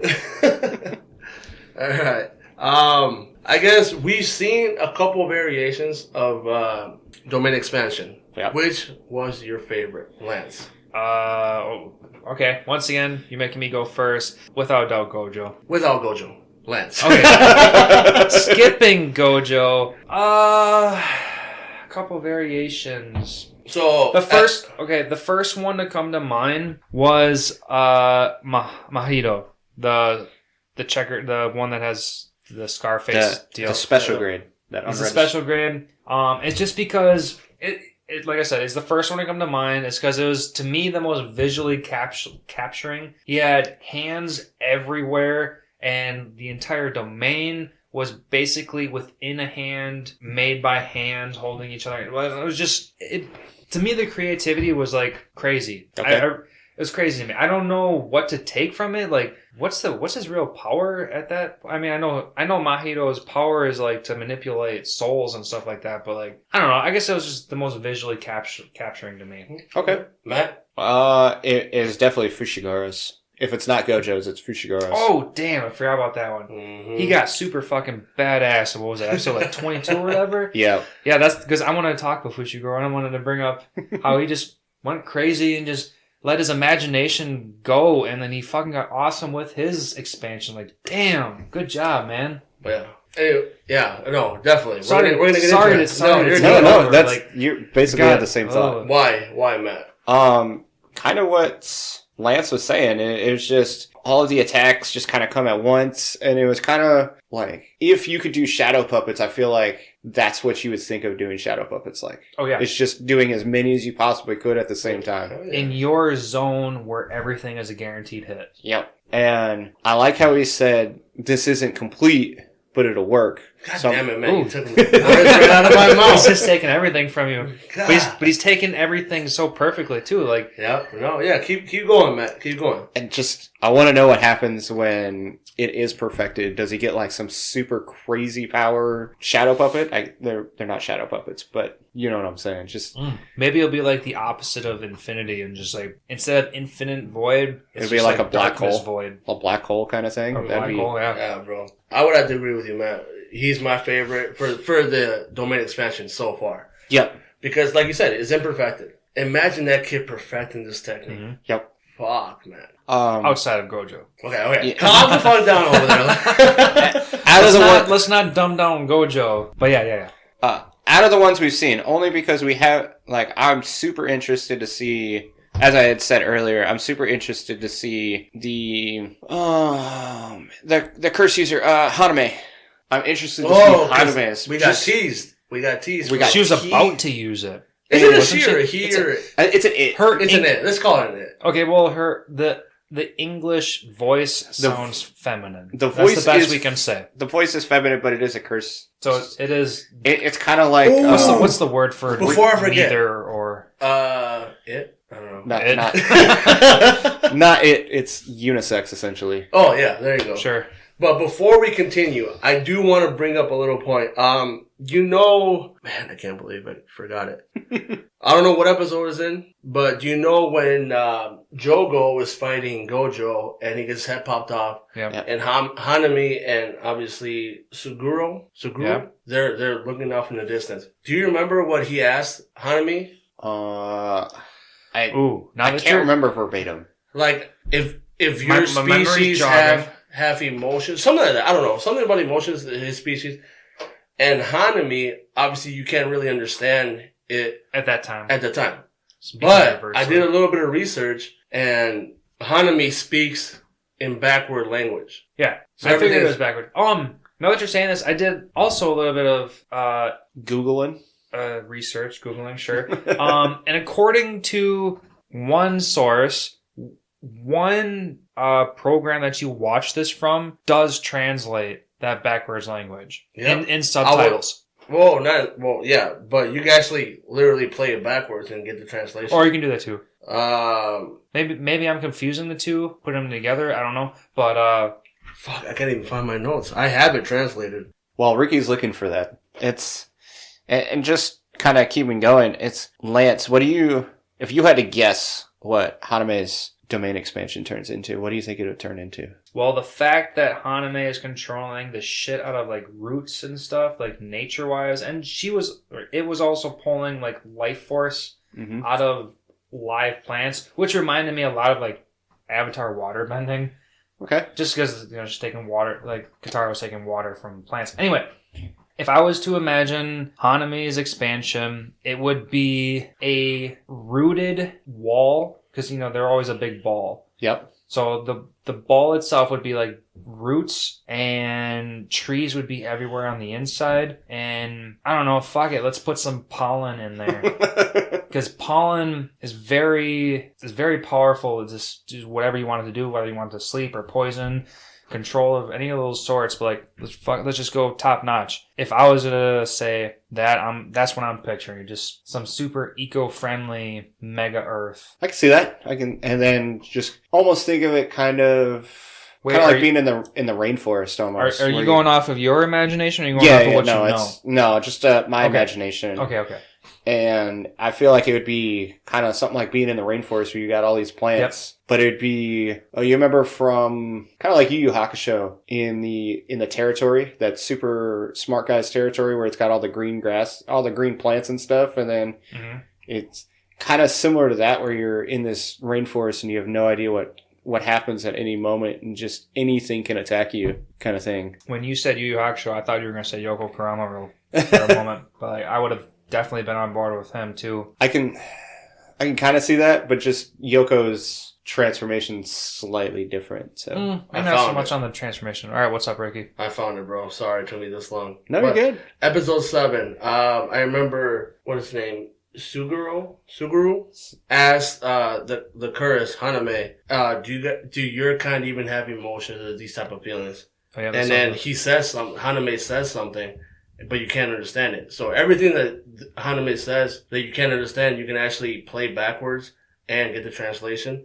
And Haname says, we're the true humans after all. And then Suguru says, that's a strong statement for a curse to say. True humans. Yeah. I can get that because Jogo says something similar to that too. How, basically, since the curse spirits are actually created off of emotion, that they're the only real things because all humans are fake, essentially. Yeah, because they're essentially walking feelings. Humans are just molded flesh around souls. Yep. So if you want to put in that aspect, they're the fake ones. Now that you're all saying this, now that I'm thinking about it, I remember telling myself that Hanami was like the most purest spirit. Yep. And that's kind of as far as I've thrown it. But now that if you want to dig a little bit deeper and to say like Hanami is more pure than a human because a human's just like a pawn in the game of chess of I don't know. I feel like I got some pieces going, but I don't know how to describe what I'm thinking. No, humans are the pawns. That's the best I can say right now. Yeah, keep on drinking your Bloody Mary, bro. I get it. Can't get too philosophical over here. Basically, what Jogo says, where it's like, because we're made from emotions, we're pure. We don't lie. Because it's true emotion. You know, humans can lie about their emotion, and I 100% understand that. Yep. And I like that explanation. Yeah, definitely. But yeah, sorry, that was just bothering the shit out of me, and I had to get it out there because I'm glad you found it is a strong statement. Yep. You know, saying that we are the true humans after all. Yeah, definitely, and it's a thought-provoking statement, definitely for sure. Just kind of, so it was one thing that I wanted to talk about, and that was the Yoshinobu, the principal from the other school. What'd you guys think of his? The old man? Yeah, the old man. Oh, you found his name? Yeah. The rocker old man? Yeah, he's that guitar playing the guitar, bro. I saw that guitar and his black shirt and like, dude, is this guy playing a band? What's going on? Bro, I thought that was your grandpa. That's Lance's dad in 20 years. Yeah, I thought that was Lance's grandpa. Yeah. It was just... Oh, I did not know what to think. It's like, this dude has it out for Yuji. Yep. Why is he so strong? We see that he's at that barrier and he's fighting that dude with like that black eye mask stuff that wants to make what's his name into a coat rack. Gojo. He wants to make into Gojo, yeah. A fucking coat. Oh yeah, that's one of the post scenes that I saw was when he individually configured bones into a coat rack. I'm like, okay, this is kind of fucked up. Well, why does he want a coat rack when he wears an apron? Maybe he just wants to but he's apron. He's a butcher, so that's why he wears an apron. Oh, okay. Crap. Kind of forgot where I was going to go with this, but just his transformation, like his ability was so far into left field. I was like, what the? I did not expect it in the slightest. Yeah, I thought a fragile old man playing the guitar was like, whoa, what? Like, this is obviously anime comedy. But, oh yeah, but like, okay, so is his power like sound power? He is the amplifier. That's all I caught on from the little fight scene that he was about to have. Yeah, he's the amplifier for his guitar. But I don't know what that means. I have no idea. I don't know how to interpret that. But all I caught on was he is the amp because the other guy was wondering, like, where's all this sound coming from an electric guitar? Oh, I suppose. I didn't catch on to that. I mean, it was only like a 2-second clip that you saw him like jamming. But out. if you go back, remember that cursed energy, cursed technique talk that Gojo was having with Yuji? You have to have an electric device to put out the electric energy. Oh, that was just a visual. Yeah. But yeah, this is putting into reality. If you're describing him as an amp, mm-hmm. he's the electric output with his cursed energy going through him. You know what I mean? Like, it gets all complicated. Yeah. But I know it's complicated to follow, but when you're saying that the guitar puts an energy into him and he's the amp that puts out the energy, like we have yet to see what that energy even is, because obviously he's got to be some fucking powerful, because what he's the leader, the principal of the school, so the next school. So we need to see what. He's obviously powerful. Well, okay, at that same rate, we need to see how powerful he is compared to Gojo, even, because isn't Gojo a teacher? Well, you already seen. Gojo, but the thing is, he's got to be. The thing is, the whole teacher-principal situation doesn't matter to Gojo. Right. Gojo is obviously already powerful than all these motherfuckers. Yeah, he's so the whole rank class, you gotta forget. So what I feel like what you're stuck on is the whole rank. The teacher, the principal, that shit means nothing in this world. Because Gojo is more powerful than everybody. Right. Old man is just leading. He's powerful, but he's not as powerful as Gojo. He's just constructing how to lead. In a rank structure, he's not you can't put him on a rank structure as far as power, like physical power, but he has the power to make decisions. Yeah. Right. Yeah. And that's all. And but that in that same sense, that was agreed upon then. Everyone agrees that he's in control. At least in the school. Yeah. So I guess that's as far as you can throw that rock. Yeah. Yeah. And his ability was kind of crazy. It's just so great seeing all these unique, like I could have never thought of something like that. No. What, electric guitar? Making the old man into this a rock star rocker guy, and then being like, well, I can release my curse technique through the vibrations. See, there you go. And it's just crazy to think of. It's so no, definitely. But if you want to go back to like who he reminds you of, like previous animes, Dead Man Wonderland, that one of the bad guys from there with a guitar. Okay. It'd be a long shot if you knew his name. I'd be very impressed. But when I saw him, I think I thought more along the lines of Bleach. There, that fire user. Oh wait, was it Bleach for them? I'm thinking of an old man with fire abilities. Oh, Yamamoto. Was that Bleach? Yeah. That's... Or am I thinking? Oh wait, the captain. I'm also. Okay. It just came to me. I'm also blending in Hunter x Hunter. Mm-hmm. Okay, so both of those old men. Okay. Every old man has the same kind of look. Giant ass eyebrows and big ass beard, powerful as fuck. Like, yeah, but yeah. All right, Hunter x Hunter and Bleach. Both of those old men. Yeah, you're thinking of the director for the Hunter Association, that guy. Mm-hmm. And yeah, I can see that they have a similar mold to them as far as the face is concerned, or as far as the body structure is concerned. Right. There should be some kind of animator out there just to put the three of them into like a all battle royale or something. Oh, I feel like Yamamoto would destroy all of them, but that's the Bleach one. Yeah. That's for another day. Yeah. Well, yeah, that's for a day that I'm out of town and you and Lance can catch up. We can have a specific episode. Actually, speaking of Bleach, my son bought a little Bleach sword that we got a little beta fish. So on top of their beta fish tank, he put it up there, and the beta fish is actually called Samurai. Oh, that's fitting. Oh, but I want to send you a picture of it because I know you're a huge Bleach fan, Matt. Well, yeah, just so when a nice little sword. So when he gets bored, he can take the sword and just stab the fish. And I'm kidding. Sorry. It's like, don't give me that look. And this is why Lance doesn't have kids. All right, move on. Okay, sorry. Back to Bleach. Matt was just explaining a story to me earlier today. Matt? So I have the Bankai sword from Ichigo. I have Ichigo's Bankai sword that I bought. The only word I know from that is sword. He never watched Bleach. Yeah, I've never. Sorry, Ricky is still semi-new.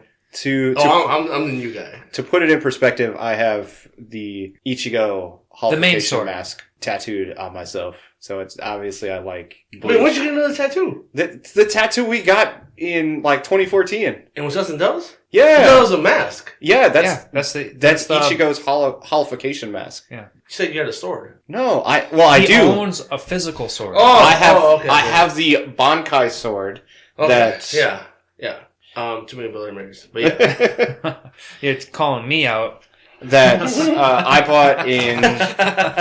I bought that in 2009, and it's been at my parents' house since then, and now that Alright, so sorry for our listeners. Do you have the base form where it's that big ass nope, one? I have or is the, it the thin I have the blade? Bankai sword. Okay, the Bankai, the thinner black So blade. when are you gonna get it in here Yes. and show our viewers? Yes. Well, and we will, but You'll take a picture of it. Well, with mask, with Matt wearing the mask and. I don't have the mask. Oh, you need the robe. Matt, you're gonna. Oh, I was at. Okay, so the Shikigami. So Halloween was only a month ago at this point. Yep. Next year, I'll be. I was Ichigo in next I was year. in the Halloween store, and I gave you guys a Snapchat of the Halloween shit, and the Bankai mask was at that Halloween store, and I was just about to buy it just for decoration purposes. Oh, I should have. You should have, but I bet you we can find it. Oh, I'm sure we can find it online for cheaper too. Oh yeah, definitely. And yeah, it's. I'll have to be Ichigo. That'd be awesome. But one of these years, I'll be Ichigo. But that'll eventually once we can get it out of my parents' storage, I'll get that. Oh, it's not physically here. Well, it is. When you were but it's telling in me the story, it's in storage. I thought you were telling me like it's Oh just. shit! Yeah, no, it's you just at need your to parents' get room or that. something. Yeah, We're gonna get some shelves. I can't wait to show our listeners our little podcast room once it's all done. yeah, it'll be. We'll show progression. Yeah, as for it goes, sure. and But, just now that you bring up that mask thing, I did buy my son. It's already on our Instagram. Demon Slayer? The Demon Slayer Sabito Yep. mask. yep. Yeah, and I actually took it from him because he's not wearing it anymore. And Now it's part of your decoration. It does legit light up. Oh yeah, Dude, for I sure. thought that was part of your like art design, No, like it lights your up. graphics design, like because I know you're doing all the social media stuff. I thought that was you just being a badass. Oh no, I appreciate it. Okay. Not to demote you, sorry, that came out wrong. I'm still a badass, but You're still a badass, but like I didn't realize that the mask itself. Lights No, yeah, up. for sure. I'll even post a video of my, some of the little collections that I have in my basement. Yeah, dude, that's badass. But yeah, it's fucking amazing. Oh, Obviously, Halloween's over. I have it in my basement now. Sorry, viewers. Ricky's showing us a photo of, or actually a short video of his layout for when he watches anime. He's got a pretty sweet ass basement when he watches stuff. Anyway, he bought a mask for his son for Halloween, and the outline of the mask is a legit mask, but it's got this like holograph, not hollow, but like It's LED light up. the LED neon light up, and it looked it's awesome. Fucking awesome. It's already on Instagram. My son's wearing it. The only thing I really added was that like swirl around him and the light. Yeah, right. Yeah. Yeah, because your son doesn't have super abilities. Well, he does. Yet. To annoy the shit out of me. You're like, Dad, shut up. Oh, bro, he's been blasted on this podcast for how long? From day one almost. That's But, good. he's been showing his friends, man. It's amazing. Spread the good word. Yeah, spread the good word. But anyway, back to Jujutsu Kaisen. Anime number 1. Oh, I thought we were just drinking. We're definitely drinking. Oh, okay. I'm starting a tower. Anyway, have you guys watched the preview for the movie yet? No. No. I didn't even know there's a movie coming out. Yes. Matt sent us the link like a week before we agreed to watch this one. Because I'm slightly obsessed with this show. Because he was obsessed with he's been obsessed with this for a year. So I'm with you. I didn't. I 100% agree. Like now that we watch this, like I said, hell I yeah. would have watched it on 3 platforms. First was Funimation, HBO Max, Hulu would have been the next one. I just didn't want to wait for fucking commercials. No. I'm that spoiled. And we didn't want to spoil ourselves from what we're about to watch. Is this coming to theaters in America, or is this going to go straight to? It hasn't been. I don't think it's been announced. It's just somewhat of a teaser trailer. So the one that I showed you guys hadn't even been subbed. Like it was straight Japanese, Raw. no subtitles. So it's raw. Yeah, so it's probably a good thing you guys didn't watch it because you'd be like, I don't speak Japanese. I don't know what's going on. You would have had no idea what was going on. But still, well, neither do you, motherfucker. No, that's true. But I would have we at need least... a lot more Lance's lessons. But still, once it does come out, if it comes out, like me and Matt have been in a couple of select movie theaters with Dragon Ball Z and shit like that. Mm-hmm. Once this comes out, you're gonna see Anime Lounge podcast. Oh, yeah. In that theater. As soon as this comes out, we will do an episode on that. Oh, for sure. We have to see it. We have to see it together. There's no way we can't see it together when we're doing this shit. Oh, exactly. The only thing is, it'll be a prelude to the show. So that'll be the nice thing. You don't have to worry about it. It's not going to be like when we watched Mugen Train, where it was season 2. The start of season 2, yeah. And so are you saying like this is a precursor to how everything? It's a precursor, so they're calling it Zero. That's going to be the title. Yeah. And just it is canon. And they basically it's just a precursor to a lot of the information that is nice to have, but it's pertinent to the story in a sense, but if you never watched it, you're not missing out on anything. Do you think it would be more beneficial to watch the movie first and then watch the series, or would it be more appreciative to do what most of us are doing now and just watch the series, get a little bit of extra information about pre-shit, and then go from there? I would definitely say you will get more out of it by watching the series first. Yeah. Just from what I've read as like a somewhat synopsis of the movie. What's the synopsis thinking? Like, is this a backstory on Yuji, or is it a backstory on some of the curses, or? So it's going to be the Sukuna. Oh, that'd be nice. No, it's not going to. I don't think. In fact, at this point, I'd be a little surprised if we didn't get a little precursor on Sukuna, because I mean, we still have yet to learn what even the real form of Sukuna looks like with all 4 arms, right?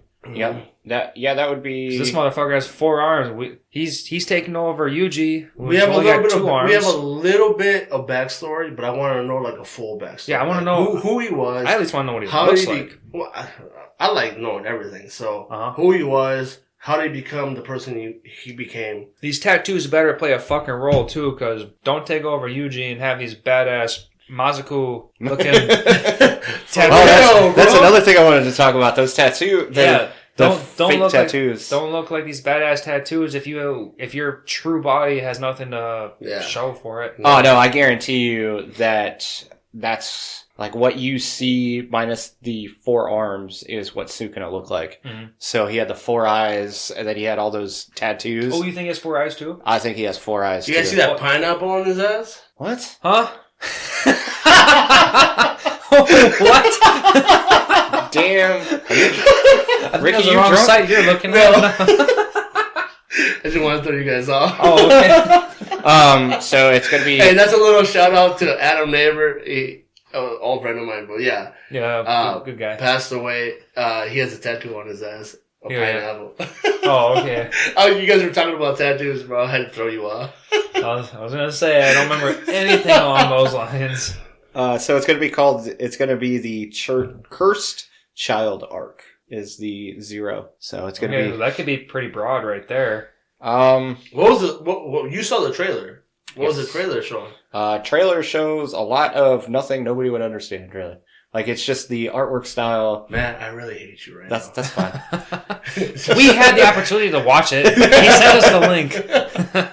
But still, we're here right now. So what was 50% of it like? They were all like, and then like they're individuals that unless you've read the manga, you have no idea who it is. Oh, I was gonna say because I know a lot of early trailers are like 50 to 75% like words, and then action, words, action, words, and then that's the trailer. Like, well, they're all like. I'll start pulling shit like that.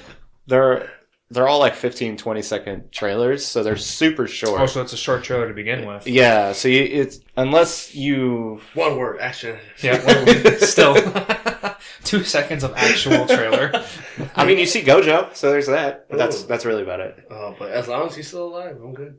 This is a precursor. He said, so this he is was alive. So it's a prequel. Yeah. Yes. Oh shit. Oh, that's really I like prelude. that. Yeah. It's a prelude to the Jujutsu. That's why it's called 0. Yes. I'd have to go out and get it. Unlike the No Game No Life 0, where it was like 8 chapters next, this one's actually a prequel. But just to get back to the anime, I know we've talked about a lot of fight scenes, but we really haven't discussed what's your favorite one. Ricky, why don't you start us? It wasn't really a fight scene. Oh, well, it was, but it wasn't.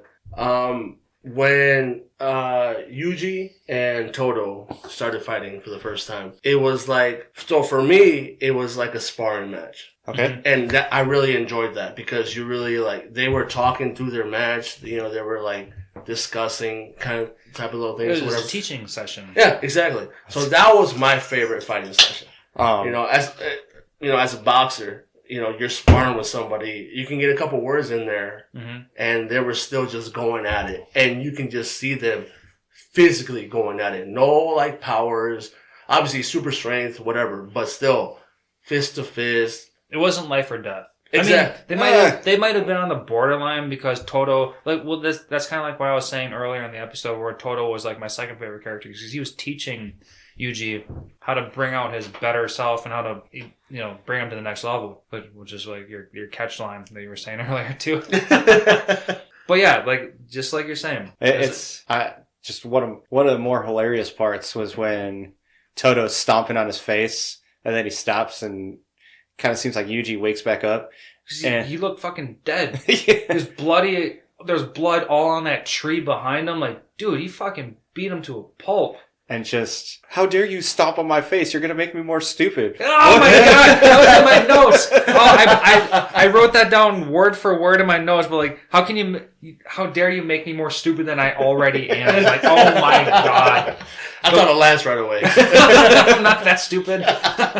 But just the comedy and it's like you get super serious because you think it's like, damn, did he just kill him? Uh-huh. And then pops right back up and you just get a funny little saying right there. That was my favorite fight. It just, like I said, it wasn't even a fight. It was just a little sparring match. Boom. Mm-hmm. They found out what they're made out of. It was so raw and so great. But then, I mean, that whole fight scene brings up one of my favorite parts is when Toto asks Yuji what's his type of woman. Oh, bro. And they connect at that point.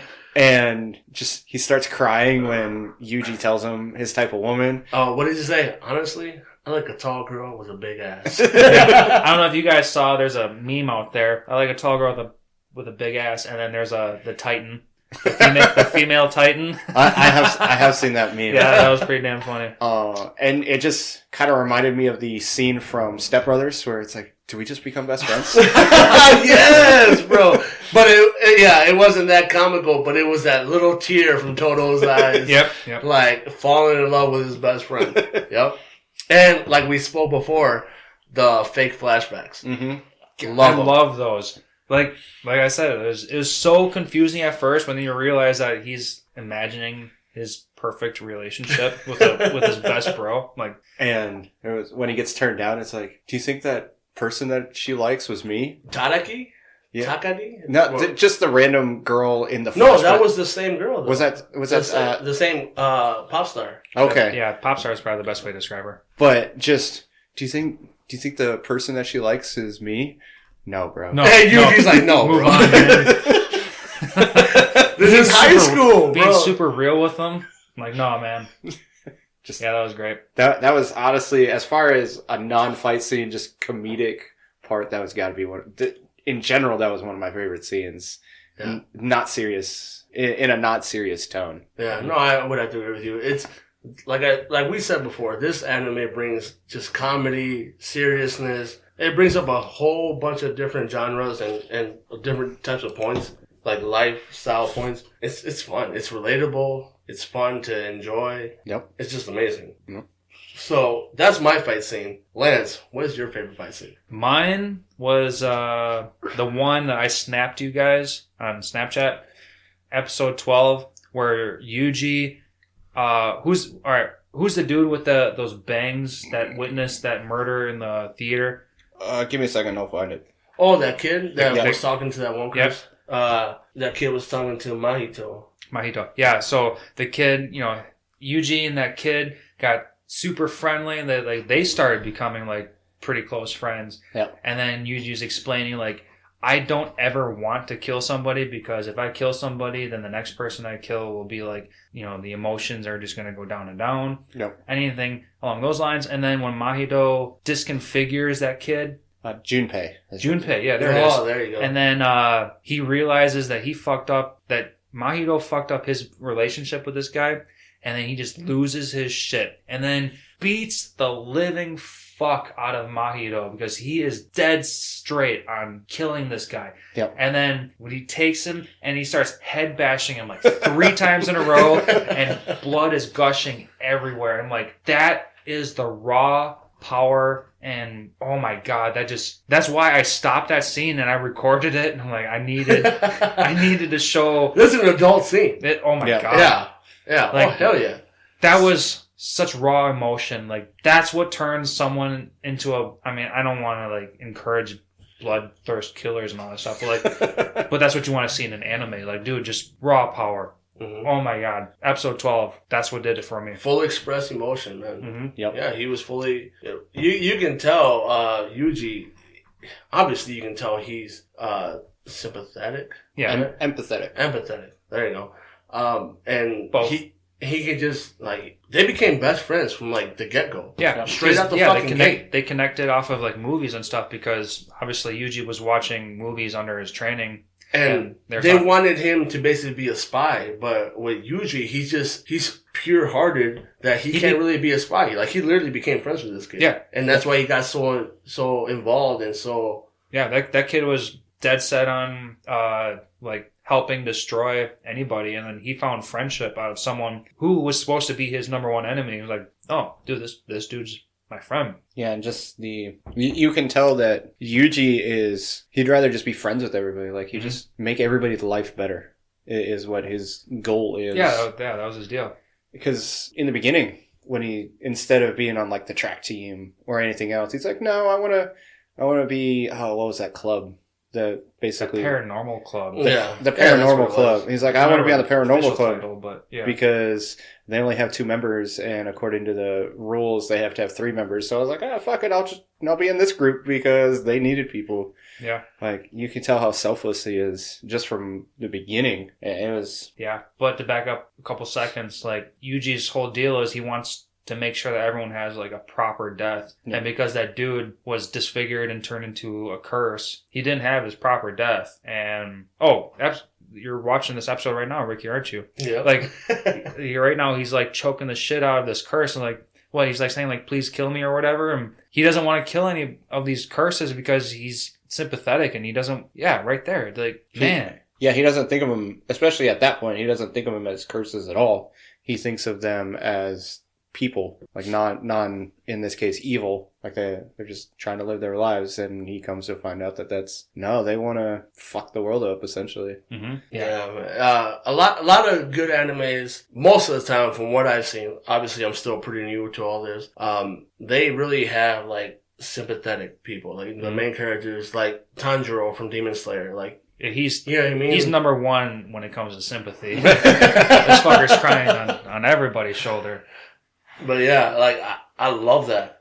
I just love what they want the main character to be. Like, this is the scene right here. Sorry, listeners. This is literally the scene. It just so happens to be the one that we're watching right now. Mahito gets the shit just beat. Episode 13. Fuck out of him. Yep. Is this 13? I thought it was episode 13. Mahito is getting the shit beat out of him, and this is where he shows his domain expansion. I think it's 12 where he gets transformed, and then 13 is when he just starts beating him up. I think is what it turns into. Oh yeah. In my notes, 12. Yuji says, "I will kill you," and then no, I have it started right now. Yuji beats the shit out of Mahito. That's episode 12. Yeah, and I think 13 is like is the continuation of that fight. Yeah, it's just it's just how the fight ends. But yeah, so a little manga reference. Actually, I'll save that one for later when it comes to the manga reference for that, and can kind of talk about my favorite. Yeah, what's your favorite? Yeah, go for it, Matt. I'd have to say it would be the one with Todo, Yuji, and Haname, only because you get basically everything that makes Jujutsu Kaisen so good, because you get in the beginning of when Yuji and Todo fight, you get all the hilariousness of everything. You get the can we be best friends? And then when Haname comes in, you get the Black Flash, you get all these crazy moves. Mm-hmm. And then, of course, you get Gojo at the end, and just being his super badass self right at the very beginning when he... That was a purple spiral? Well, when he destroys the veil, and you just see his ridiculous infinity eyes, or six eyes, I think it's something that is like, you see the eye, you see his crazy eyes, and then he's like, all right, so I see this, I see this, I see this, what is the biggest priority? And then, I can see that Yuji's gotten much stronger. Him and Toto are fighting with that special grade, and the old man looks like they need the most help. So then he just instant transmissions to basically, yeah. The old man fight and just obliterates that guy's limbs within a fraction of a second. Mm-hmm. And it's like, okay, well, I don't have enough time to actually go to the Haname fight because he's good at running. So he's like, all right, well, I'll do this super infinity attack and obliterate the section of the earth with that violet attack. So you get this ridiculousness of Gojo, you get the hilariousness of Toto and Yuji, and then the fight between Yuji and I've watched this a few times. No, for sure. No. I'm just saying, damn, like you had that shit spot. I honestly want to pick your fight. Well, you kind of did. You just picked the very beginning, and I took all of it. Yeah, but you broke it the fuck down. Holy shit! Yeah, you get pretty much everything that's great about this show. Hell yeah! In that one, I think it's 2 episodes. Mm-hmm. That fight scene. So it's just. And then Black Flash is ridiculous. Like, I would say this show does not lack action. No, at all. Not in the least. And you still get your character development. You still get your serious moments without it just being serious fight moments. And you still get your comedy. A lot of comedy. Like, just stupid comedy, but it makes you laugh. Like, I wouldn't even call it stupid. Like, this shit's, like, spot on. Like, relatable comedy. Well, yeah. And to top it off, like, there is... like zero fan service. Like, this is the perfect anime. Like, you don't have to feel cringy about anything unless you're feeling cringy about like gore and whatnot. But like, you don't have to feel like a pedophile watching this. Exactly. So that's a really good point. I was watching this with my kids and my youngest son. This is his words, not mine. Don't get jealous. Don't get jealous. Don't get jealous.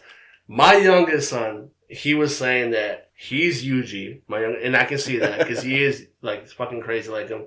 My oldest son is Fushiguro, always angry, always. I'm just kidding.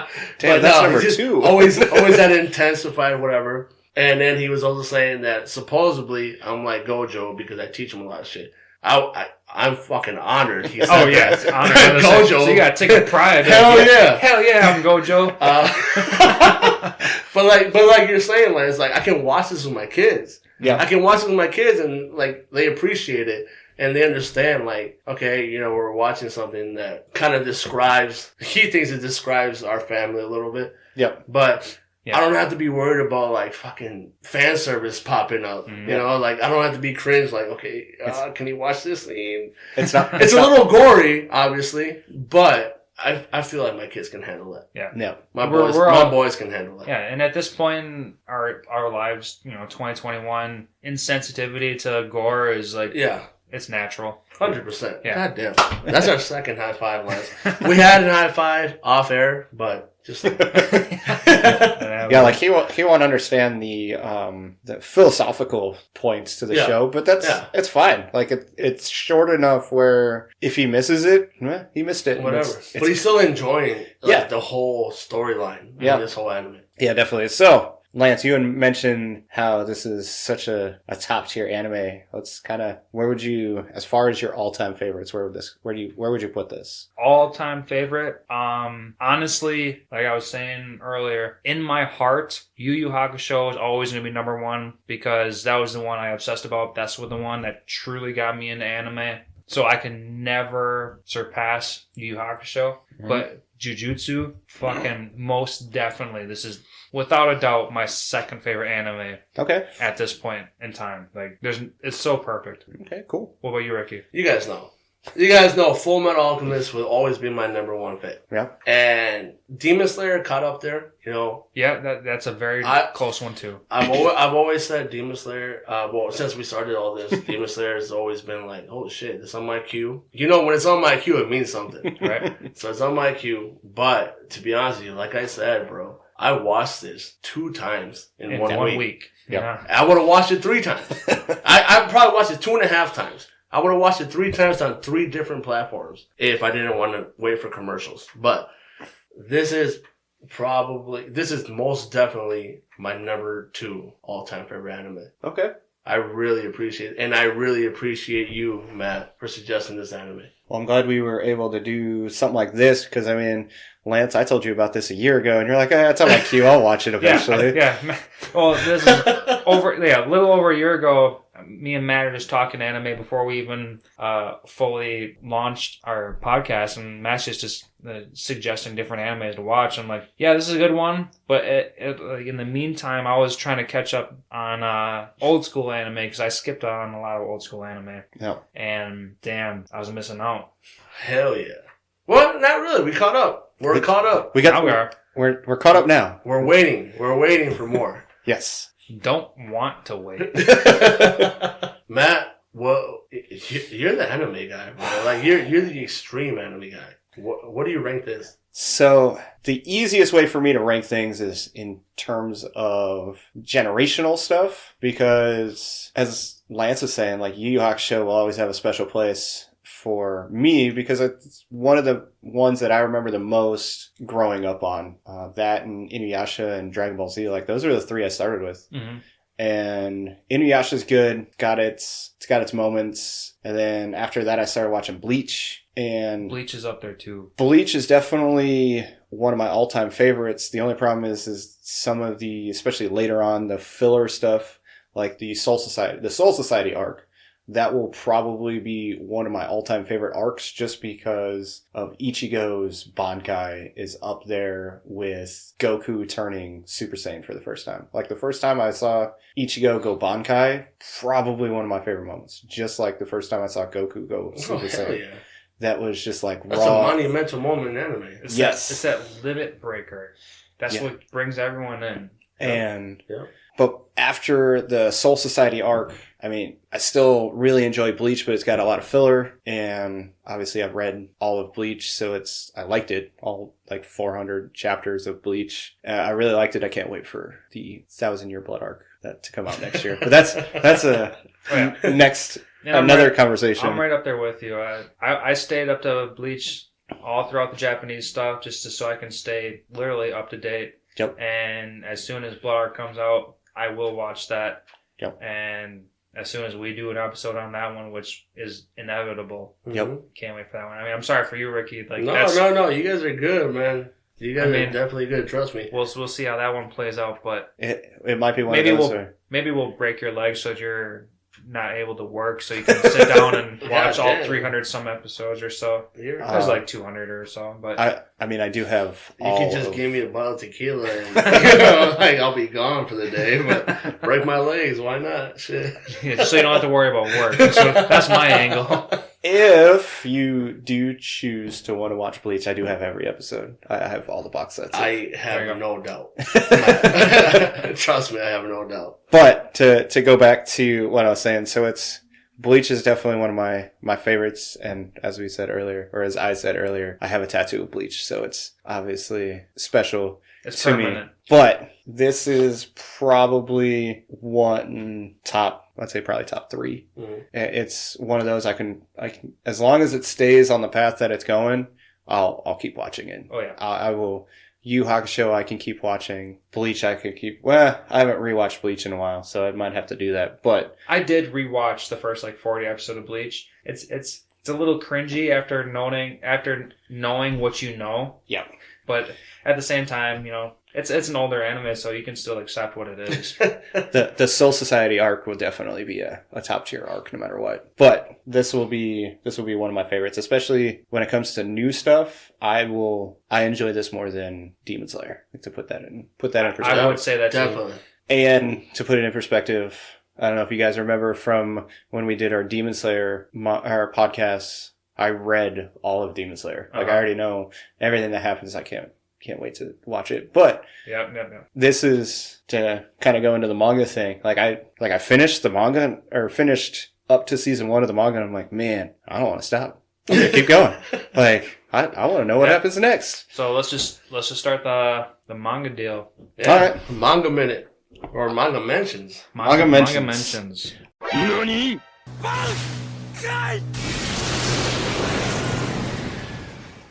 I can say the best thing, one of the really nice things about this anime is that they stick very, very closely to the manga. There's not a whole lot of even like subtle references that are different in the manga compared to the anime. So they stick true to it very well. For anybody that does want to continue they don't want to wait for season 2 or anything, the manga ends on chapter 63. So if you want to keep reading, as I've kept reading, you can start it on 63. But one thing that you don't get to see in the anime that you get to see in the manga is you get a very quick glimpse into Sukuna's domain expansion. And it's... Hold on. Lance is giving us a little beer run.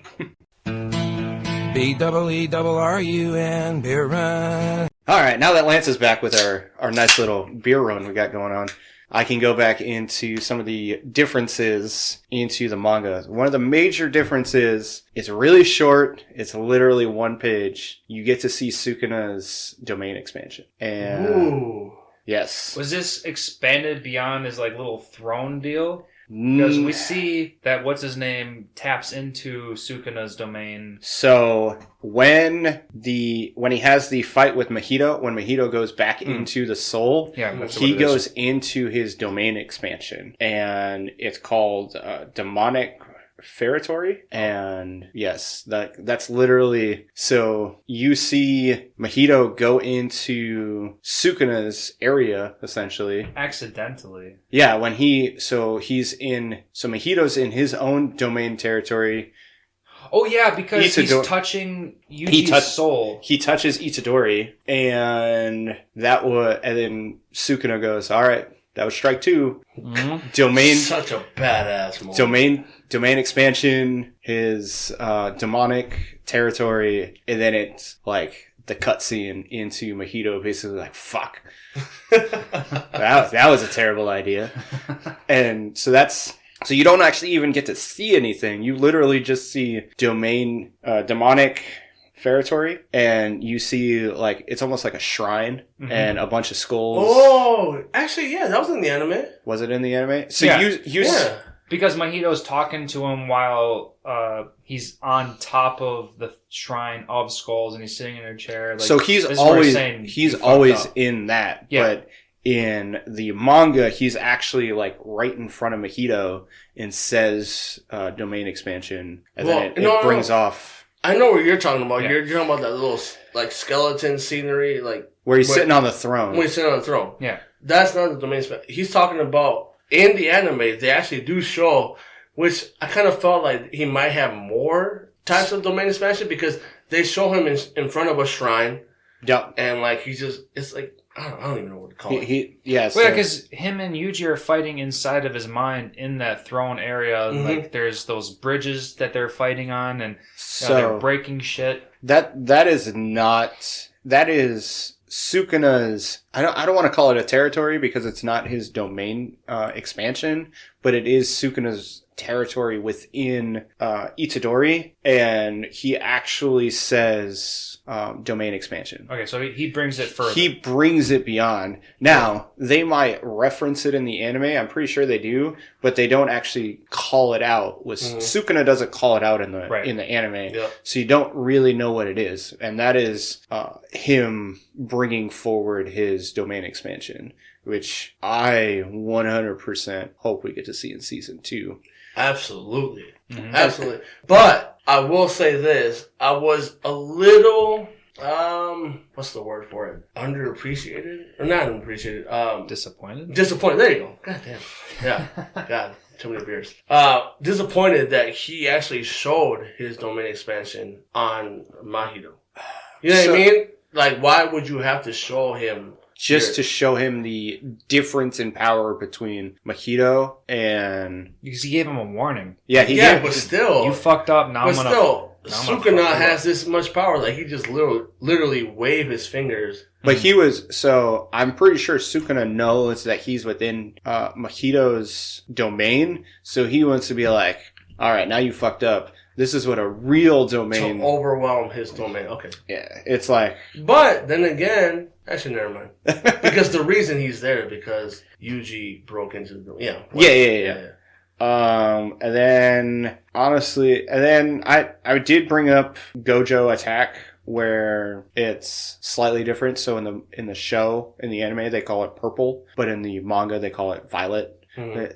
Whatever, small details. That's the small variation. Violet and purple are damn close. They are damn close. And then in the anime, you see like the whole thing happen, while in the manga, you literally go from the red and blue spheres coming together, and then he calls it violet, and then you just see the earth like destroyed. Like you don't even really see all the extra stuff that you get to see in the anime, which okay, it's an anime, so it can be a little bit right. You'd expect more of the anime versus the manga. Yeah. So it's one of those things where it's almost more dramatic in the manga because you can be like, oh shit, he took out this whole thing, but in the manga you literally just see this ginormous crater right where Haname was standing. Right. And so it's a little more dramatic. It's not really anything. And I'm trying to think. So when trying to remember when Yuji ate Sukuna's finger, he was actually in the grasp of that spirit, correct? The first finger? Yeah, the very first finger. Yeah. Yeah, so in the manga, he's actually kind of like standing off to the side, like getting ready to battle that spirit versus being intertwined with him. Yeah, because in the anime, like that cursed spirit was about to eat it himself. Yeah, and then Yuji just like snatched it and then ate it. Yuji was trapped in that cursed spirit. Yeah, and then all he had was his mouth. Yeah, and then yeah. he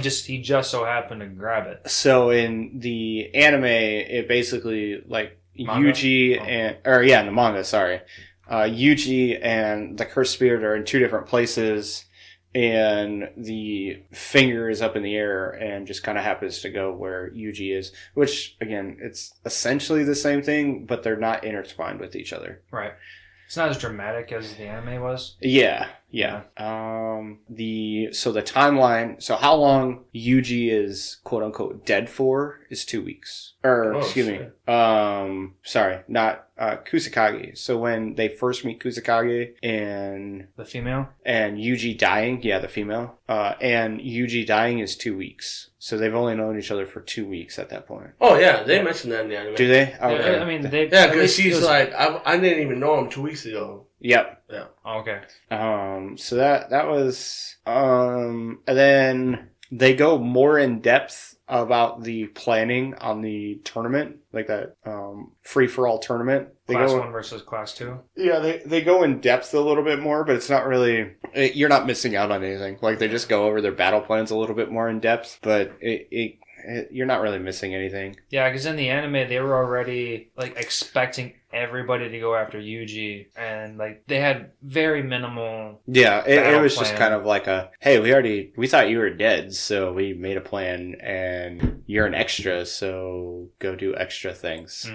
And in the manga, they go into it a little bit further, but not really too much. Really, the only other difference is when so she's the one that can't see demons, so can't see spirits, so she wears the glasses. Maki's in. Yeah, Maki. Sorry, she can't see, so she says that she is going, when she's talking about leaving the clan, the leader, I can't remember, the Zenin clan leader basically says like, we'll see you again kind of thing. Mm-hmm. Or we're going to make it so you can never come back or something along those lines. But basically, he actually told her that she'll never be able to return. Like basically, you're disavowed from the family. And is this because her twin sister left? No. Or because she left after her sister left? No, I'm talking about Mai. So there's Mai and Maki. Maki is the one that has the pistol, I think. give me 1 second. Sorry. Maki. Maki is the one that can't actually see demons. Yeah, so she's the one that wears the glasses so she can see the curses, and she's using all the cursed weapons to fight the curses. Exactly. Mm-hmm. So when she talks to the Zenin clan leader, he... in the anime, he basically says, like, don't come back kind of thing. And in the manga, he says that she's disowned and she can never return to the family. Like, it's a greater disrespect. Yeah. Oh, that's a huge difference. Mm. But, I mean, it's one of those things that if you never read the manga... It's essentially the same thing. I'm not talking about the manga anime difference. I'm talking about in that culture. That's a huge difference being disowned to being disrespected. You know what I mean? Yep. You know, she can come back and take over the throne. Yep. But being told not to come back and being banned from that. Yeah, exactly. That's a huge difference. That's the difference between, and honestly, of everything else, that's it. Like, that's the anime did a very good job of sticking to the manga. It was a very good surprise. I wouldn't say surprise, but it was very good to see as I was reading through it that the anime did such a good job. Mm. I mean, after 24 episodes, you know, this isn't a short series, so they didn't skip out on a lot of stuff. So Yeah, and it's, as I had said earlier, it's chapter 63 is when season 1 ends. And how many are out currently at this point of podcast? There are a total of 166 chapters. And how far are you, Matt? Oh, man. I am on chapter 79. Okay. So you're not too far ahead. But Yeah. You're ahead. Yeah, I'm definitely ahead. Yeah, you definitely learned some things. I don't want to I don't want to give too many things away. Hell no. This is a great anime. I want to see it. I want to visually see it, yeah. Yeah. I don't. And I don't want to give anything away because you definitely learn some things in, like, basically the next chapter. I was like, oh fuck, seriously?